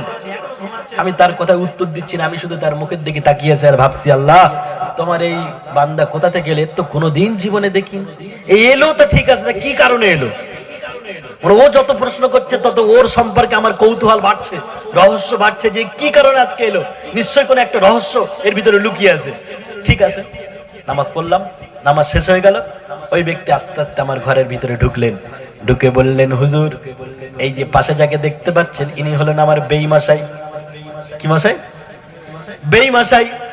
ইনি হলেন হাজী সাহেব, নতুন হজ করে আমার বাড়িতে এসেছে। মনে করলাম আপনার সাথে একটু পরিচয় করিয়ে দেই। আমার বুঝতে আর বাকি থাকলো না, আল্লাহ, তোমার এই বান্দা জীবনে কোনোদিন আসে না, কিন্তু আজকে হাজী সাহেব বেঈ মশাইকে বাড়িতে রেখে আর তো ঘরে শুয়ে থাকতে পারে না, ঠিক কিনা? হাজী সাহেবকে মসজিদে পাঠিয়ে কি বাড়িতে শুয়ে থাকতে পারে? পারে না। তাহলে বেঈকে, এই যে ব্যক্তিরা নামাজ পড়লো, কোনদিন আসলো না বেঈকে খুশি করার জন্য মসজিদে আসলো, এমনকি বেঈ চলে যাবার পরে আর কোনোদিন মসজিদে দেখা মিলল না। এখন বলেন, এর নামাজটা আল্লাহর জন্য না বেঈ মশাইয়ের জন্য? বেঈ মশাইয়ের জন্য। কার জন্য? কিন্তু আল্লাহ তাআলা রব্বুল আলামিন বলেন, নামাজ কার জন্য হবে? সূরা নামের ভিতর আল্লাহ তাআলা রব্বুল আলামিন বলেন, নবী আপনি বলে দিন, কুল ইন্না সালাতি, কুল, হে নবী আপনি বলে দিন, ইন্না সালাতি ওয়া নুসুকি ওয়া মাহইয়া ওয়া মামাতি লিল্লাহি রাব্বিল আলামিন। জোরে বলেন আল্লাহু আকবার। আল্লাহ তাআলা নবীকে বললেন, নবী আপনি আপনার উম্মতদেরকে বলে দিন, নিশ্চয়ই আমার নামাজ, আমার হায়াত, আমার মৌত, আমার কুরবানি সবকিছু সেই আল্লাহর জন্য যিনি আসমান জমিনের গোটা পৃথিবীর যিনি রব। জোরে বলুন সুবহানাল্লাহ। আমাদের নামাজ কার জন্য হবে? আল্লাহর জন্য। আজকে কিছু মানুষ এমন আছে যারা নামাজ পড়ে কিন্তু জাহান্নামে যাবে। নামাজ পড়ে পড়া যাবে? হয়তো আপনাদের মনে হতে পারে, হুজুর আপনি তো অনেকক্ষণ ধরে কোরআনে আয়াত দিয়ে দিয়ে আলোচনা করছেন, কিন্তু এটা কেমন কথা? এতদিন আলোচনা শুনেছি নামাজ পড়ে মানুষ জান্নাতে যাবে, কিন্তু আপনি বলছেন নামাজ পড়েও জাহান্নামে যাবে। এরা কারা? এদের পরিচয় কি?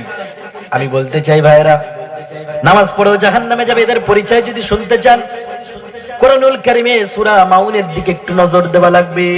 আল্লাহ তাআলা রব্বুল আলামিন বলেন, ফাওয়াইলুল লিল মুসাল্লিন আল্লাযীনা হুম আন সালাতিহিম সাহুন।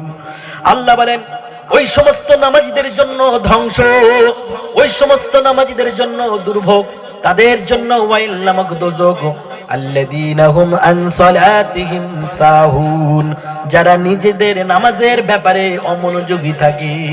নামাজ পড়তেছে, হঠাৎ করে একটা মশা বসেছে, জোরে এক চাপড় মারল, তারপরেও ইমাম সাহেব হুঁশ ফিরল না। ইমাম সাহেব তারপরেও মুসল্লি দেখছে, এত জোরে চাপড় মারলাম, আওয়াজ করলাম, কিন্তু ইমাম সাহেব তো এখনো সালাম ফিরালো না। ইমাম সাহেব এখনো তো সালাম ফিরালো না। তখন এইবারে জোরে রেড সিগন্যাল দেয়, দেয় কি দেয় না? দেয়। ইমাম সাহেবকে সতর্ক করলো, তাড়াতাড়ি নামাজ শেষ করেন। সামান্য একটা মশা বসেছে, মশা মারতে গিয়ে নামাজে অমনোযোগী হলো। অনেক মানুষ তো এমন আছে, কত চোখ কতবার দেখেছি তার কোনো হিসাব নাই। নামাজ পড়তে পড়তে নিজের দাড়ি নিয়ে খেলা করে, করে কি করে না? বারবার এইরকম করে নাড়ায়। তাহলে নামাজ পড়লো বটে কিন্তু নামাজে অমনোযোগী। আল্লাহ তাআলা রব্বুল আলামিন বলেন, আল্লাযীনা হুম আন সালাতিহিম সাহুন, যারা নিজেদের নামাজের ব্যাপারে অমনোযোগী থাকে। শুধু তাই নয়, আল্লাযীনা হুম ইউরাউন, আর যারা নামাজ পড়ে কিন্তু মানুষকে দেখানোর জন্য। কাকে দেখানোর জন্য? মানুষকে দেখানোর জন্য, যে আমি এত বড় দায়িত্বশীল এলাকার, প্রত্যেকটা মানুষ আমাকে নেতা বলে স্বীকার করে। আজকে এত বড় একটা অনুষ্ঠান হচ্ছে, ইসলামী জলসা, এখানে যদি নামাজটা না পড়ি কেমন কেমন লাগে। অতএব নামাজ না পড়লে আমার ভোটাররা তো অসন্তুষ্ট হয়ে যেতে পারে। অতএব আজকে আমি নামাজটা পড়ি। তাহলে নামাজ পড়লো কার জন্য? মানুষকে খুশি করার জন্য। এটা হলো মুনাফিকদের স্বভাব। আল্লাহ বলেন অন্য জায়গায় যারা মুনাফিক, তারা যখন নামাজ আদায় করে মানুষকে খুশি করার জন্য নামাজ পড়ে, আল্লাহকে স্মরণ তারা করে না। আমার ভাইরা, তাহলে কেবলমাত্র নামাজ যখন আমরা পড়বো কার সন্তুষ্টির জন্য? একটু জবান খুলে বলেন, কার সন্তুষ্টির জন্য? আল্লাহর সন্তুষ্টির জন্য নামাজ পড়বো। নামাজ যখন পড়বো মনোযোগ সহকারে, না অমনোযোগী ভাবে কিভাবে নামাজ পড়বো? মনোযোগ সহকারে। নামাজ পড়তেছে, হঠাৎ করে কারেন্ট চলে গেছে। যেই মাত্র নামাজের মধ্যে কারেন্ট চলে গেছে, সাথে সাথে পিছন দিক দিয়ে মুসল্লিদের আওয়াজ হয়, ওই যা। কি আওয়াজ? ওই যা। নামাজ পড়তেছিল, কারেন্ট চলে গেছে বলে ওই যা। জিজ্ঞাসা করা হলো, ভাই নামাজের ভিতরে ভিতরে বাইরে 13টা ফরজ আছে, কিন্তু তুমি এই যেটা করলে এটা নামাজের কোন ফরজ? বলতে পারে না। তাহলে এমন নামাজ পড়তেছিল, নামাজে মন নাই। একজন ব্যক্তি নামাজ পড়তেছে, নামাজ পড়তে পড়তে নামাজে দাঁড়িয়েছে। তার স্ত্রী ছিল খুব রাগী মানুষ, স্ত্রী হলো দাজ্জাল কড়া মার্কা। এইরকম স্ত্রীকে সাথে নিয়ে দীর্ঘদিন ধরে ঘর করতে করতে হঠাৎ করে যখন নামাজে দাঁড়িয়েছে, নামাজে দাঁড়ানোর পূর্বে স্ত্রী বলেছে, প্রাণের স্বামী তুমি নামাজে দাঁড়াচ্ছ ঠিকই কথা, কিন্তু এই তোমার সামনে গোশত রান্না করে গেলাম, মাছের মাথা রান্না করে গেলাম, তুমি নামাজে দাঁড়াচ্ছ ঠিক আছে, কিন্তু এই গোশত এবং মাছের মাথাটা তোমার বলে চকি দেওয়া লাগবে। স্ত্রী বলেছে। কে বলেছে? স্ত্রী বলেছে। এখন ওই ব্যক্তি নামাজে দাঁড়িয়ে গেলেন। নামাজে যেই মাত্র দাঁড়ালেন, এদিকে ওদিকে তাকাতে তাকাতে হঠাৎ করে দেখতে পেলেন ওর সামনে দিয়ে একটা বিড়াল একবার এদিকে যায় একবার ওদিকে যায়। বলেন নামাজে মন থাকবে? স্ত্রী হলো কড়া মার্কা দাজ্জাল মানুষ। ও মনে মনে ভাবলো, যদি এই বিড়াল গিয়ে একবার আমার মাছের মাথাটায় মুখ দিয়ে দেয়, তাহলে স্ত্রী হয়তো আমাকে আজকে বাঁচাবে না। কিছু স্বামী এমন আছে, স্ত্রীর কাছে ভেজা বিড়াল, ঠিক কিনা? অন্য জায়গায় যদিও বাঘ, কিন্তু স্ত্রীর কাছে ভেজা বিড়াল। আমার ভাইরা, ওই স্বামী মনে মনে করলেন স্ত্রী তো আমাকে বাঁচাবে না, তাহলে এমন একটা কাজ করব যাতে স্ত্রী খুশি হবে এবং বিড়ালটাও পালাবে, নামাজ আমার ভঙ্গ হবে না। কি করা যায়, কি করা যায়? চিন্তায় পড়ে গেলেন। চিন্তায় পড়ে গিয়ে করলেনটা কি? হঠাৎ করে উনি করলেন কি, নামাজের ভিতরে চিন্তা করতে করতে মনে মনে করলেন এমন একটা সূরা পড়বো নামাজের ভিতরে যে আমার ওই সূরা যখন বিড়াল শুনবে বিড়াল তখন ভয়তে পালাবে। এমন একটা সূরা আমি তেলাওয়াত করব, ওই সূরা যখন বিড়াল শুনবে তখন বিড়াল ভয়তে পালাবে। ওই ব্যক্তি চিন্তা করতে করতে নামাজের পরে সূরাতুল ফাতিহা শেষ করার পরে পড়া শুরু করলেন, ওয়ালা তাকরাবা হাযিহি শাজারাতা ফাতাকুনা মিনাজ জালিমিন।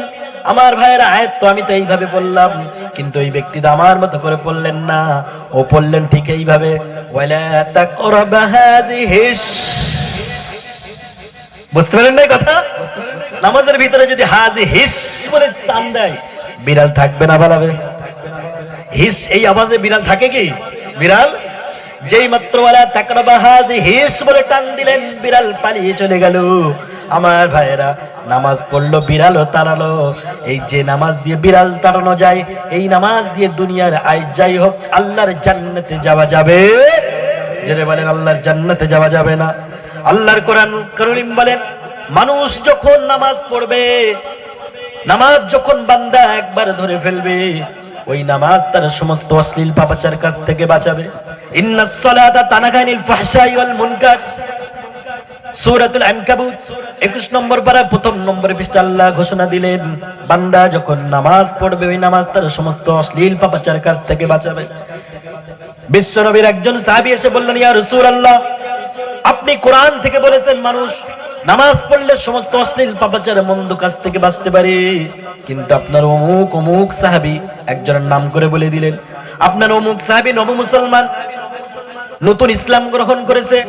আমি নিজে চোখে দেখেছি আপনার সাহাবী আপনার পিছনে নামাজ পড়ে, আর যখন রাত্র গভীর হয়ে যায় তখন আপনার অমুক সাহাবী চুরি করতে আস্তে আস্তে লোকালয়ের ভিতরে চলে যায়। ইয়া রাসূলুল্লাহ, আপনি ওর ব্যাপারে কি বলবেন? ও তো দিনের বেলা নামাজ পড়ে আর রাত হলো চুরি করে, আপনি কি বলবেন?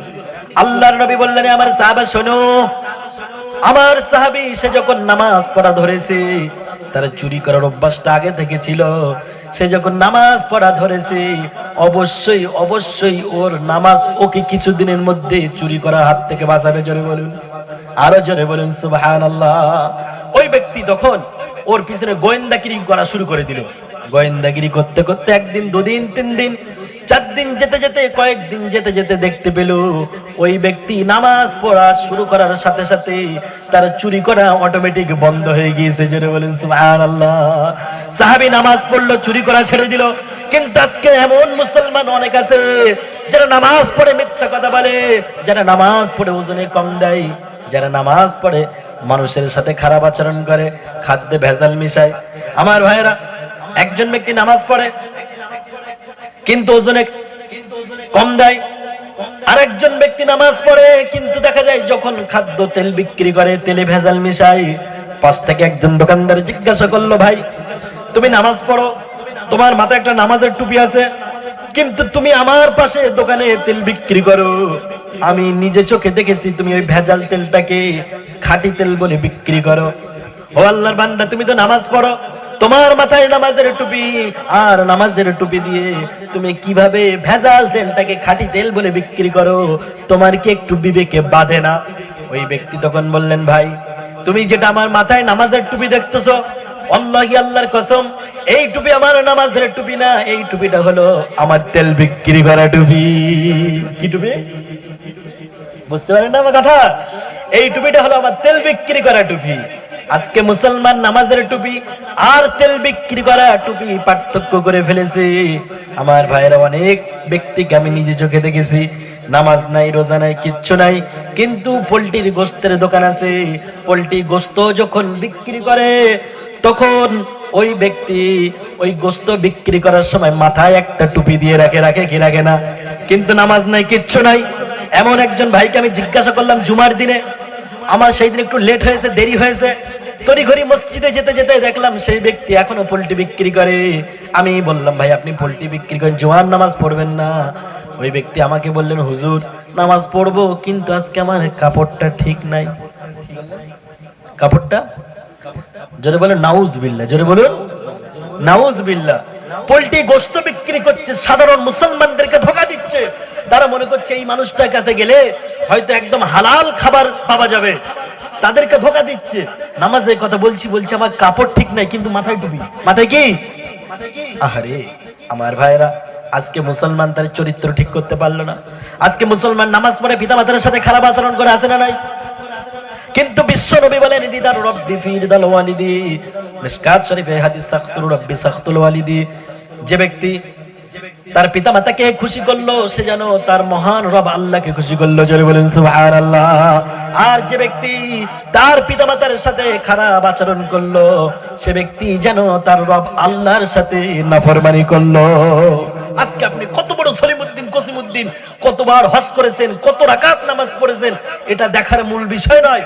আপনি নামাজ পড়েছেন, রবকে খুশি করেছেন, কিন্তু পিতামাতার সাথে খারাপ আচরণ করেছেন, এই কারণে আপনার রব আপনার প্রতি অসন্তুষ্ট হয়ে গিয়েছে। বিশ্ব নবী বলেন হুমা জান্নাতুকা নারুকা, তারা দুজনেই তোমাদের জন্য হলো জান্নাত আর জাহান্নাম।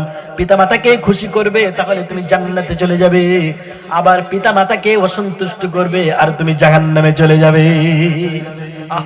পিতামাতা হলো জান্নাতের দরজা, তার সাথে খারাপ আচরণ করলে তোমার জন্য জাহান্নাম অপেক্ষা করছে। আর তাদের সাথে যদি ভালো আচরণ করতে পারো, আল্লাহর জান্নাত তোমার জন্য অপেক্ষা করছে। আমরা কি পিতা মাতার সাথে ভালো আচরণ করব? শুধু নামাজে ওয়াজ করলে হবে না। আমি আজকে অনেক অস্ত্রকে একটু লম্বা করেছি, মানে সব বিষয়ে একটু টাচ দেওয়ার চেষ্টা করছি। আপনারা বিরক্ত হচ্ছে না তো? পিতা মাতার সাথে যে ভালো আচরণ করলে কপাল খোলে, এটা কি ওয়াজ করা লাগবে? না করলেও বোঝা যাবে, না করলেও, কিন্তু তারপরও একটু করবো কি করবো না, করলে আরো ব্যাখ্যাটা বিশ্লেষণটা আরো ভালো হবে। আল্লাহর নবী মুসা আলাইহিস সালাম আল্লাহকে বললেন, ওগো আল্লাহ, তুমি তো আমাকে জান্নাত দিবা, এটা তো সত্য, কারণ আমি হলাম মুসা কালিমুল্লাহ, আমাকে তো তুমি জান্নাত দিয়ে দেবে, কিন্তু সেই জান্নাতের ভিতরে আমার সাথে কে থাকবে এটা তো আমার জানতে বড় মন চাই। আমার ভাইয়েরা, নবীদের মধ্যে একজন নবী ছিলেন যার নাম হলো মুসা কালিমুল্লাহ। এই মুসা কালিমুল্লাহর মতো আল্লাহকে এত বেশি প্রশ্ন কেউ করেন নাই। মুসা নবী এত প্রশ্ন করেছেন, মুসা নবীর মতো কোন নবী এত প্রশ্ন আল্লাহকে যখন সুযোগ পেয়েছেন তখনই প্রশ্ন করেছেন, আল্লাহর সাথে ডাইরেক্ট কথাও বলেছেন। যদি বলুন না সুবহানাল্লাহ। আল্লাহকে সুযোগ পেলেই প্রশ্ন করেছে। একবার আল্লাহকে বলছে, আল্লাহ তুমি কি ঘুমাও না? বলেন এইসব প্রশ্ন আমাদের মাথায় কি আসবে? কিন্তু মুসা আলাইহিস সালাম প্রশ্ন করছে, আল্লাহ তুমি কি ঘুমাও না? আল্লাহ বলেন, মুসা আমি ঘুমাই কি ঘুমাই না এটা কি জানতে তোমার খুব মন চায়? মুসা আলাইহিস সালাম বলেন, ওগো আল্লাহ, যদি মন নাই চাইতো তাহলে এই প্রশ্ন, জটিল প্রশ্ন তোমাকে কেন করব? আল্লাহ বললেন, মুসা রে, সত্যি যদি তুমি জানতে চাও আমি ঘুমাই কি ঘুমাই না, তাহলে একটি কাচের গ্লাস নিয়ে নাও, আর এই কাচের গ্লাসে তুমি পানি ভরে নাও। ওই কাচের গ্লাসে পানি ভরতে কাচের গ্লাসটা তুমি নিয়ে দাঁড়িয়ে যাও। আর মুসা আলাইহিস সালামকে আল্লাহ অর্ডার দিয়ে দিলেন, মুসা রে, ওই কাচের গ্লাসটা তুমি হাতে নেবে, নিয়ে তুমি দাঁড়িয়ে থাকবে, তুমি একবারও বসতে পারবে না। আমার ভাইরা, আল্লাহ তাআলা রব্বুল আলামিন নবী মুসাকে বললেন কাচের গ্লাস ধরো, আর আল্লাহ ঘুমকে বললেন, ঘুম রে তুমি আমার নবী মুসাকে ধরো। জোরে বলেন সুবহানাল্লাহ। মুসাকে বললেন কাচের গ্লাস ধরো, আর আল্লাহ ঘুমকে অর্ডার দিয়ে দিলেন, ঘুম তুমি আমার নবী মুসাকে ধরো। কারণ মুসা জানতে চায় আমি আল্লাহ ঘুমাই কি ঘুমাই না। কে জানতে চায়? নবী মুসা। ঠিক আছে আমার ভাইরা, রাত্র যখন গভীর হওয়া শুরু হলো, রক্ত গোস্তের শরীর, হঠাৎ করে মুসা নবীর দেহের ভিতরে তন্দ্রা স্পর্শ করলো। তন্দ্রা কাকে বলে একটু শুনুন। আমাদের ঘুমানোর আগে যেটা আসে ওটাকে বলে তন্দ্রা। কি বলে? ঘুমানোর আগে একটা ঝিমটনি ভাব আসে না, ওটাকে বলে শুদ্ধ বাংলায় তন্দ্রা। মুসা নবী এখনো ঘুম ভালোভাবে আসে নাই। মুসা আলাইহিস সালামের যখন তন্দ্রা স্পর্শ করলো, হঠাৎ করে তন্দ্রার কারণে দেহের ভিতরে একটা ঝাঁকুনি শুরু হয়ে গেল। আর যেই ঝাঁকুনি শুরু হলো, দু হাতে দুটি কাচের গ্লাস একটার সাথে আর একটা ঝটকা খেয়ে ভেঙে নিচে ভেঙে চুরমার হয়ে গেল। জোরে বলুন, আরো জোরে বলুন সুবহানাল্লাহ। এবার আল্লাহ ডাক দিয়ে বললেন, মুসা রে, তুমি কি বুঝতে পেরেছো আমি আল্লাহ কেন ঘুমাই না?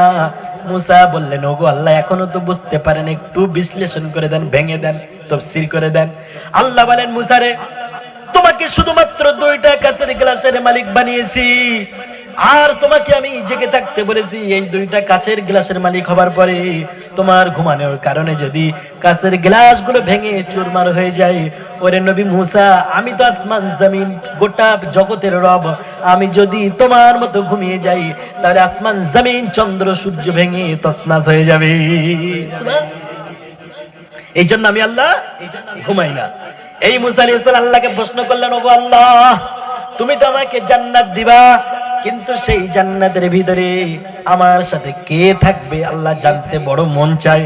আল্লাহ বলেন, মুসা রে, সত্যি যদি তোমার এইটা জানতে মন চায় তাহলে একটা কাজ করো মুসা, তুমি অমুক এলাকায় চলে যাবে, গিয়ে দেখতে পাবে একজন সাধারণ কসাই গোশত বিক্রি করে, আর আমি আল্লাহ ঘোষণা দিলাম ওই কসাই তোমার সাথে পাশাপাশি জান্নাতের ভিতরে অবস্থান করবে। মুসা আলাইহিস সালাম বললেন, ওগো আল্লাহ, আমি তোমার একজন নবী মুসা কালিমুল্লাহ, আর আমার সাথে একজন সাধারণ গোশত বিক্রি করা কসাই জান্নাতে পাশাপাশি থাকবে, এটা কেমন কথা? আল্লাহ বললেন, মুসা রে, হতে পারো তুমি নবী, আর হতে পারে সে ব্যক্তি কসাই, কিন্তু এই কসাই দুনিয়ার অন্য কোন সাধারণ কসাইয়ের মতো না। হে মুসা, তুমি তার কাছে চলে যাও, তার দরবারে একটু চলে যাও। তুমি যখন তার দরবারে চলে যাবে ওরে মুসা, তুমি দেখতে পাবে তার এমন কিছু গুণবলী আছে যে গুণবলীর কারণে আমি আল্লাহ তোমার সাথে পাশাপাশি জান্নাত দেওয়ার ঘোষণা করে দিয়েছি। মুসা, তুমি যাও, তার কাছে চলে যাও, এই তার বর্ণনা, অমুক বাজারে অমুক এলাকায় এই কসাইকে তুমি পেয়ে যাবে। আমার ভাইরা, মুসা আলাইহিস সালাম আল্লাহর দেওয়া ঠিকানা, আল্লাহর বলা ঘোষণা অনুযায়ী সেই বাজারে চলে গেলেন। বাজারে যাবার পরে কসাইকে দেখতে পেলেন রুগ্ন শুকনো গরিব, এমনকি যুবক মানুষ, রুগ্ন শুকনো শরীর যুবক। ওই যুবককে দেখতে পেয়ে মুসা নবী সালাম দিয়ে বললেন, যুবক, আমি আজকে তোমার সাথে থাকতে চাই। হে যুবক, শুধু থাকতে চাই না, আমি তোমার বাড়িতে একটু মেহমান হতে চাই। কারণ মুসা নবী দেখতে চাই এই ব্যক্তির ভিতরে এমন কি ভালো গুণ আছে যে ভালো গুণের কারণে আল্লাহ আমার সাথে জান্নাত ঘোষণা করেছে। মুসা আলাইহিস সালাম যখন এমন কথা বললেন, ওই যুবক বললেন, হুজুর, আপনাকে তো আমি চিনি না, কিন্তু আপনি যখন আমার সাথে আমাদের বাড়িতে মেহমান হতে চান, অবশ্যই আমি গ্রহণ করলাম। আপনি যাবেন, থাকবেন, যতদিন মন চায় ততদিন থাকবেন। জোরে বলেন সুবহানাল্লাহ। আজকে তো মানুষ মেহমান দেখলে রেগে যায় কি যায় না? কিন্তু কয়েকটি জিনিস এমন আছে, যেমন মেহমান, বৃষ্টি, কন্যা সন্তান, এগুলো মানুষ রাগ করে, অসন্তুষ্ট হয়, কিছু কিছু মানুষ আছে না ভাই? কিন্তু আল্লাহ বলছেন এগুলোর বরকত। এগুলো যদিও মানুষ অপছন্দ করে, কিন্তু এই তিনটি জিনিস আমি বান্দার জন্য বরকত লুকিয়ে রেখেছি। জোরে বলেন সুবহানাল্লাহ। মেহমান যখন কারোর বাড়িতে যায়, আমরা মনে করি মেহমানকে খেতে দিলে আমার রুচি শর্ট পড়বে, আমার রিজিক কমে যাবে।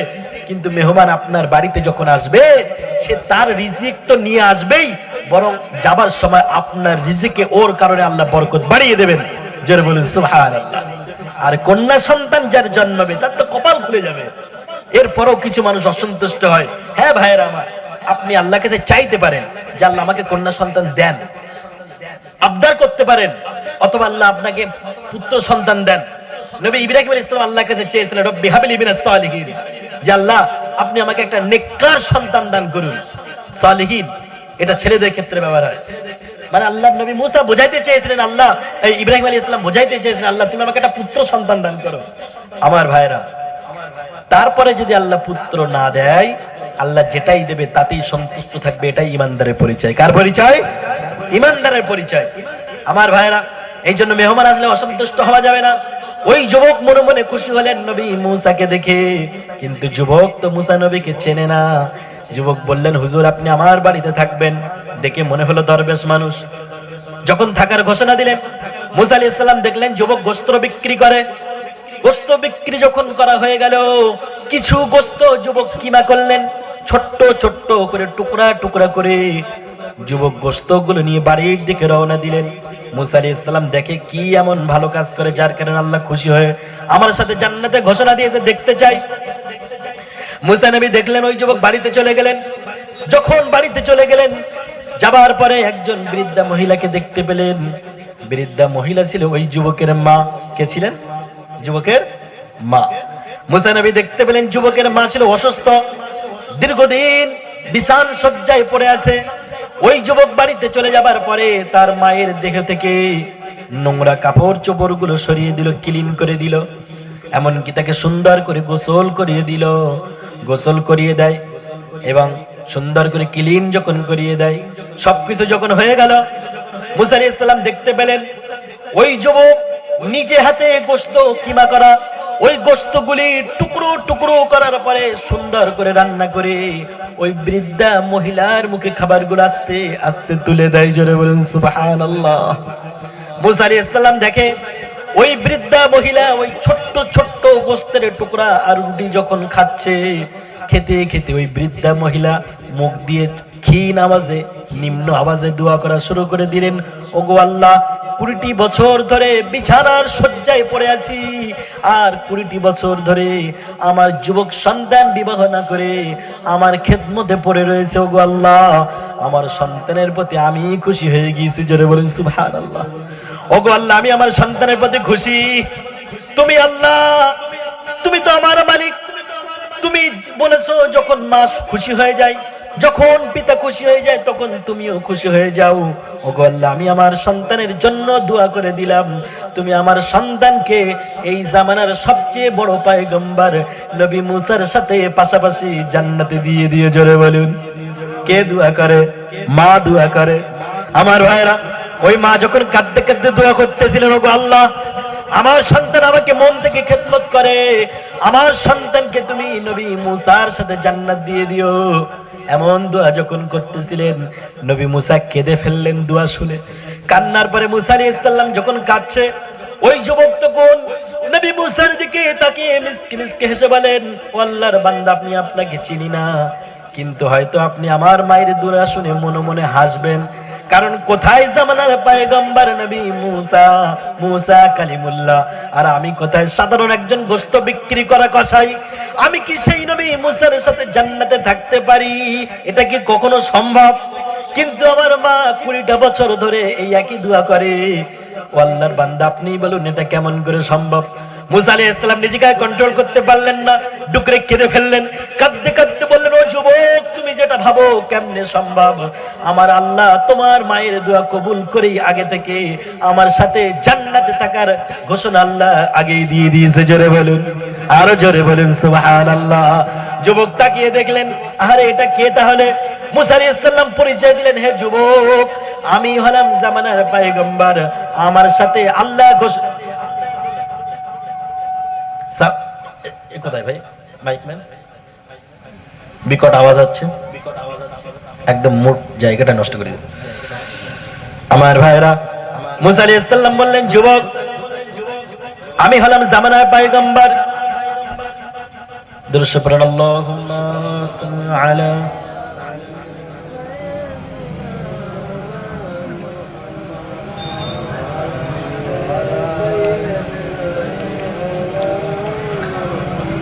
اللهم صل على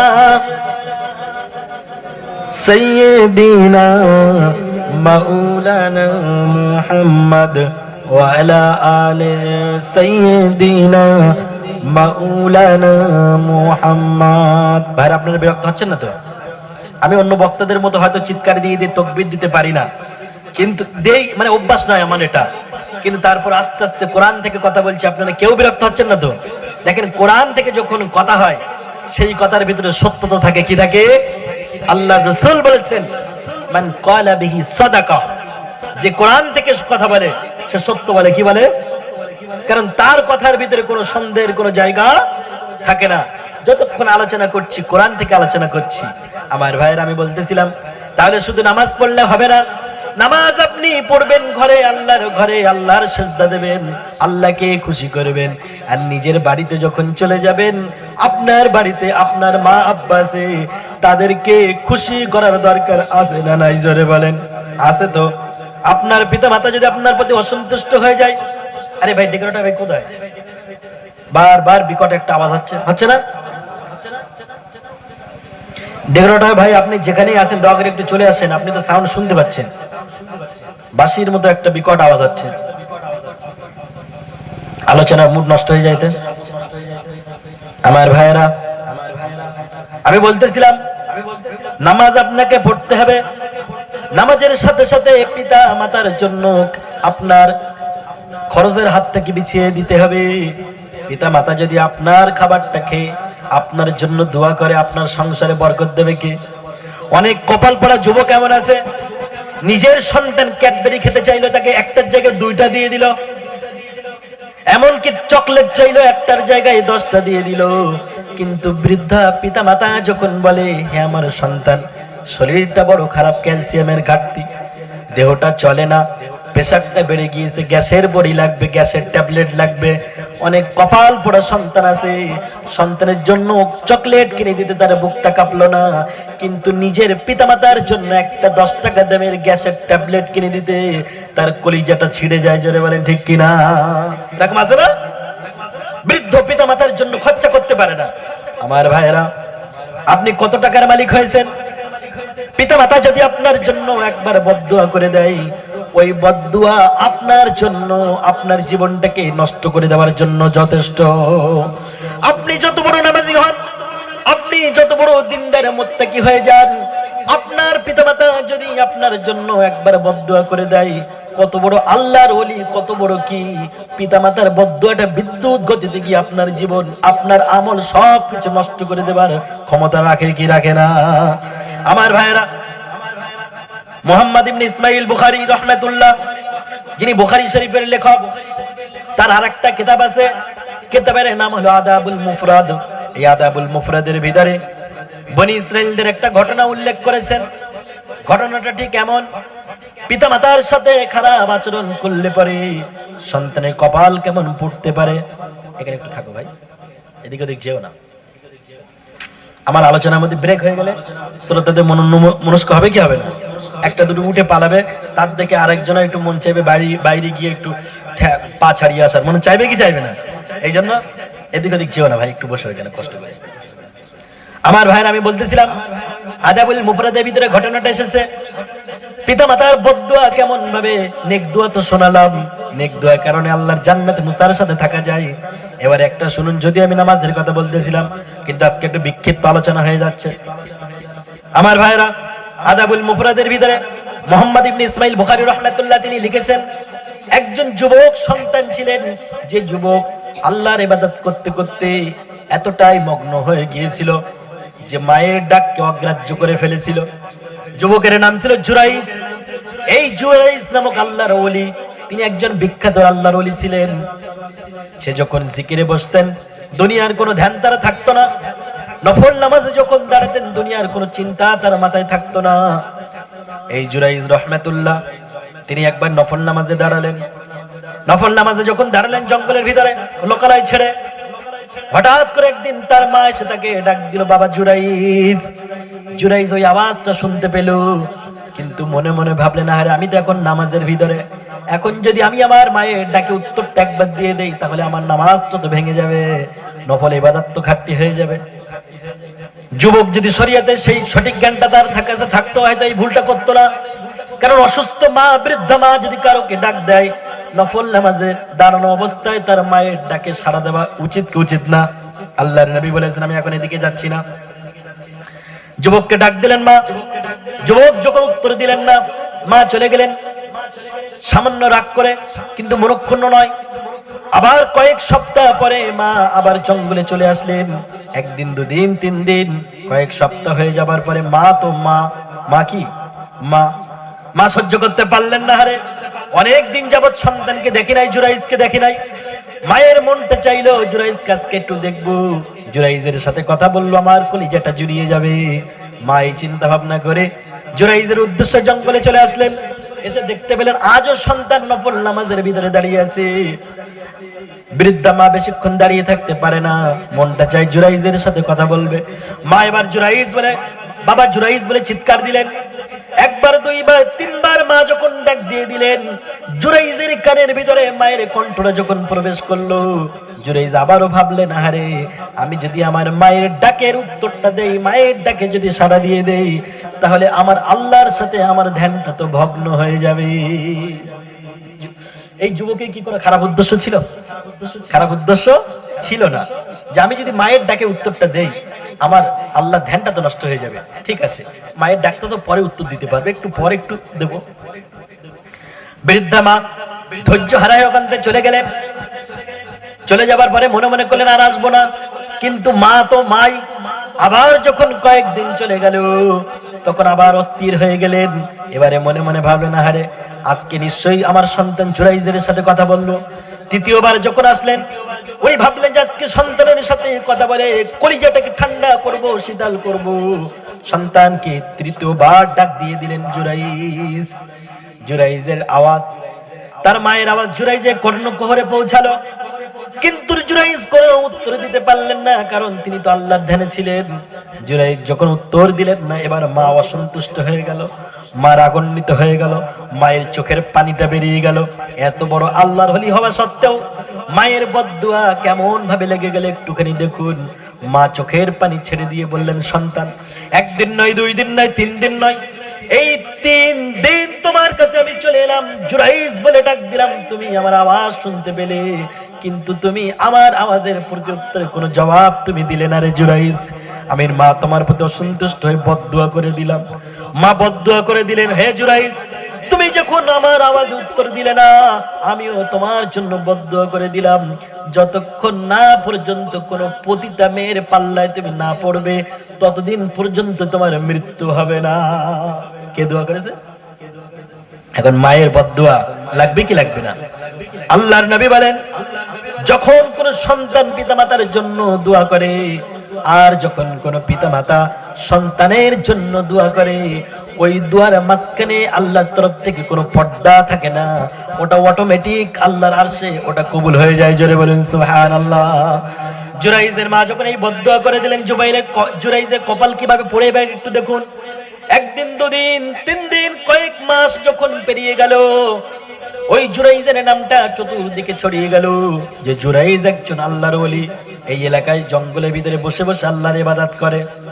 এমন সময় ওই জুরাইজ ওই এলাকায় বসে বসে আল্লাহর ধ্যানে থাকার কারণে, ওই এলাকায় মানুষের সমাগম একটু বেশি হবার কারণে, ওই এলাকার যারা দুষ্টু রাখাল তাদের একটু সমস্যা ছিল, তারা অবৈধ কর্ম করত ওই জঙ্গলের ভিতরে।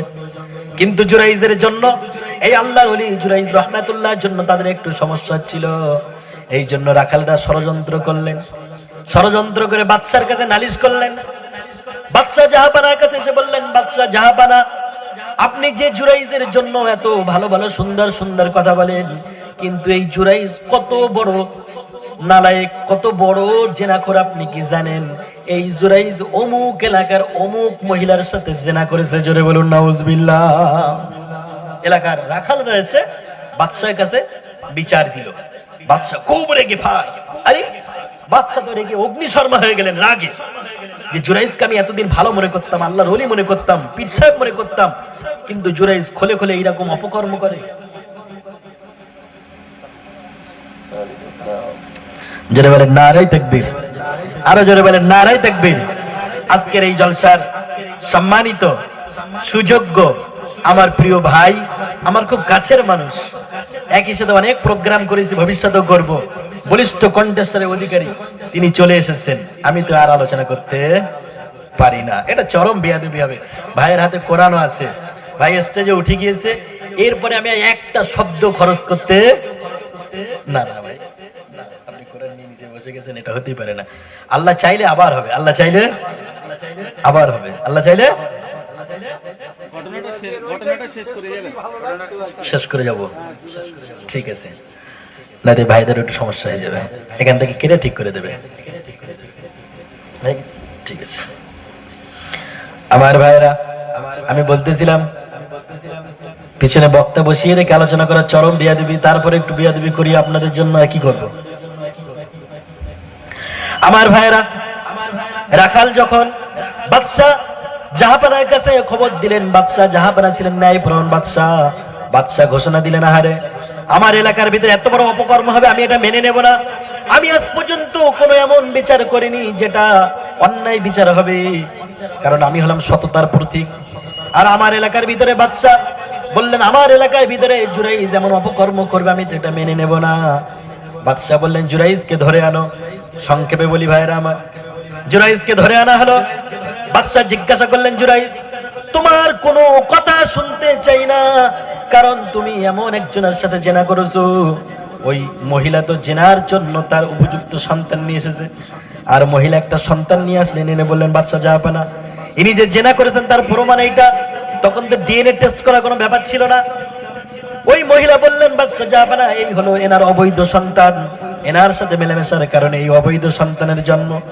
বাচ্চা জাহাপানা বললেন জুরাইজ তোমার কোনো কথা শুনতে চাই না, তোমার জন্য জেলখানা অপেক্ষা করছে, তুমি জেলখানার ভিতরে চলে যাও। আর ওই জেলখানার ভিতরে গিয়ে তুমি অপেক্ষা করো, কয়েকদিনের ভিতরে তোমার ফাঁসির দণ্ড আদেশ শোনানো হবে। জুরাইজ রহমতুল্লাহ চিন্তায় পড়ে গেলেন, আহারে আমি তো এমন কোন কর্ম করিনি যাতে আমার জেলখানায় যেতে হবে, তারপরও জেনার তোহমাত আমার মাথায়। জুরাইজ রহমতুল্লাহ খুব চিন্তায় পড়ে গেলেন, আর মনে মনে চিন্তা করতে লাগলেন, ওগো আল্লাহ আমি এমন কি করেছি যার কারণে আজকে জেনার অপবাদ আমার মাথায় উঠে বসলো। চিন্তা করতে করতে হঠাৎ করে জুরাইজ বুঝতে পেরে যাহারে আমি তো অন্যায় করেছি, পৃথিবীর সবচেয়ে বড় অপরাধী। কারণ আমার মা আমার কাছে ডাক দিয়েছিল, একদিন নয়, 2 দিন নয়, 3 দিন ধরে আমার মা আমাকে ডাক দিয়েছিল, কিন্তু মায়ের ডাকে সাড়া দেয় নাই। মা তখন ডেকে গিয়ে বদদুয়া করেছিল, মা দোয়া করে দিয়েছিল, মা বদদুয়া করেছিল যে আমার সন্তানের ততদিন মৃত্যু হবে না যতদিন একজন পতিতা মেয়ের, দুশ্চরিত্রা মেয়ের চলে না পড়বে, যতদিন দুশ্চরিত্রা মেয়ের কবলে না পড়বে ততদিন মৃত্যু হবে না। জুরাইজ বুঝতে পেরে মনে মনে অনুশোচনা করলেন, আহারে আমার উপায় এখন কি হবে, বাদশা আমাকে হত্যা করুক তাতে আমার কোনো যায় আসে না, কিন্তু জেনার অপবাদ নিয়ে মরতে চাই না। আমার ভাইরা দেখতে দেখতে যখন ফাঁসির দিন চলে এলো, বাদশা জাহাপানা জুরাইজকে ফাঁসি দিতে যাবে।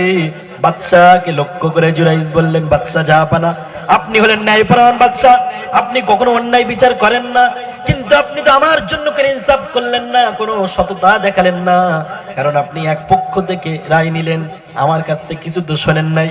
এক পক্ষ থেকে যখন কোনো বিচার শোনা হয় সেই বিচারটা কোনোদিন সঠিক হতে পারে না। বাদশা বলল, তাই তো, এ তো ঠিক, আমি তো তোমার কাছ থেকে কিছু শুনি নাই, অতএব তুমি বলো তোমার কি কিছু কথা থাকতে পারে, তুমি সেটা বলো। আমার ভাইয়েরা বাদশার এই কথা শুনে জুরাইজ বলল, বাদশা জাহাপানা আমাকে কয়েকদিন সময় দেওয়া হোক এবং আমার মাকে আমার সামনে একটু হাজির করা হোক, আমি প্রমাণ করে দেব এটা আমার কোনো দোষ নয়, এটা আমার প্রতি তহমাত। বাদশা অ্যাকসেপ্ট করলেন, জুরাইজের মাকে জেলখানায় আনা হলো। জুরাইজ রহমাতুল্লাহর মা যখন শুনতে পেলেন তার সন্তান জিনার অপবাদ নিয়ে মৃত্যু হতে চলেছে, মা আর সহ্য করতে পারলেন না, মা দৌড় দিয়ে সন্তানের কাছে চলে গেলেন, আহারে আমি তো এটা রাগে পড়ে দোয়া করেছিলাম, কিন্তু এই দোয়া তো তোমার জন্য কবুল হয়ে গেছে রে। মা সন্তানের জন্য ছটফটানি শুরু করে দিল। তখন জুরাইজ বলল, হ্যাঁ আমার কলিজার মা, তোমার বদদুয়া আমার জন্য লেগে গিয়েছে। মা তখন বললেন, সন্তান আমি তো বুঝতে পারি না এই বদদুয়া করে দিয়েছিলাম। মা তখন আল্লাহর কাছে আবার নোটিশ করা শুরু করে দিলেন, ওগো আল্লাহ আমি না বুঝতে পেরে সন্তানের জন্য বদদুয়া করেছি, আজকে আমি তোমার কাছে দোয়া করলাম, আমার সন্তানের জন্য বদদুয়া থেকে তুমি একটু উইথড্র করে নাও। জোরে বলেন সুবহানাল্লাহ। মা আবার দোয়া করে দিলেন। দ্বিতীয়বার যখন দোয়া করলেন মা, বদদুয়া উইথড্র হয়ে গেল। বাদশা জাহাপানা যখন জুরাইজ রহমাতুল্লাহকে ফাঁসি দিতে গেলেন, জুরাইজ রহমাতুল্লাহ বললেন, আর জুরাইজ রহমাতুল্লাহর মনের ভিতরে একটা ইলহাম করে দিলেন, আল্লাহটা গোপন ইলহাম করে দিলেন, দিয়ে বললেন, জুরাইজ রে তোমার ফাঁসির আগে তুমি যদি সাক্ষ্য খুঁজে না পাও, অমুক ওই ছোট্ট অবৈধ সন্তানের কাছে তোমার ব্যাপারে তুমি জিজ্ঞাসা করবে, আমি আল্লাহ ওই ছোট্ট সন্তানের মুখ দিয়ে আমি আল্লাহ প্রমাণ করে দেব তুমি নির্দোষ। জোরে বলেন সুবহানাল্লাহ। জুরাইজের ব্রেনের ভিতরে একটা ইলহাম হয়ে গেল, একটা ধারণা চলে আসলো। আমার ভাইরা সংক্ষেপে বলি, জুরাইজ রহমাতুল্লাহকে যখন জিজ্ঞাসা করলেন, জুরাইজ রহমাতুল্লাহ বললেন, বাদশা জাহাপানা আপনি যদি আমার ব্যাপারে কোনো সাক্ষী নিতে চান তাহলে ওই ছোট্ট দুগ্ধ পোষ্য শিশু সন্তানকে জিজ্ঞাসা করুন। আমার ভাইরা এই পৃথিবীর কয়েকটা জায়গায় আল্লাহ তাআলা রব্বুল আলামিন ছোট্ট শিশু সন্তানের মুখ দিয়ে কথা বলিয়ে 3 জন মানুষের চরিত্রকে রক্ষা করেছিলেন। জোরে বলুন সুবহানাল্লাহ। একজন হলো হযরত মারিয়ামের চরিত্র, ছোট্ট নবী ঈসা আলাইহিস সালামের মুখ দিয়ে ক্বালা ইন্নী আবদুল্লাহ, এই মুখ দিয়ে কথা বের করে আল্লাহ তার চরিত্রটাকে সতীত্ব প্রমাণ করেছিল। আর একজন হলো নবী ইউসুফ, ঘটনা জানেন কি জানেন না আমি আর লম্বা করতে চাই না। আর তৃতীয় এই ব্যক্তি জুরাইজ রহমাতুল্লাহ বাধ্য বাধ্য হয়ে নিরুপায় হয়ে ওই শিশু সন্তানের দিকে অঙ্গুলি ইশারা করে দিলেন। আর যেই মাত্র ইশারা করে দিলেন, ওই শিশু সন্তানের মুখ দিয়ে কথা বাইর হয়ে গেল, জোরে বলে সুবহানাল্লাহ।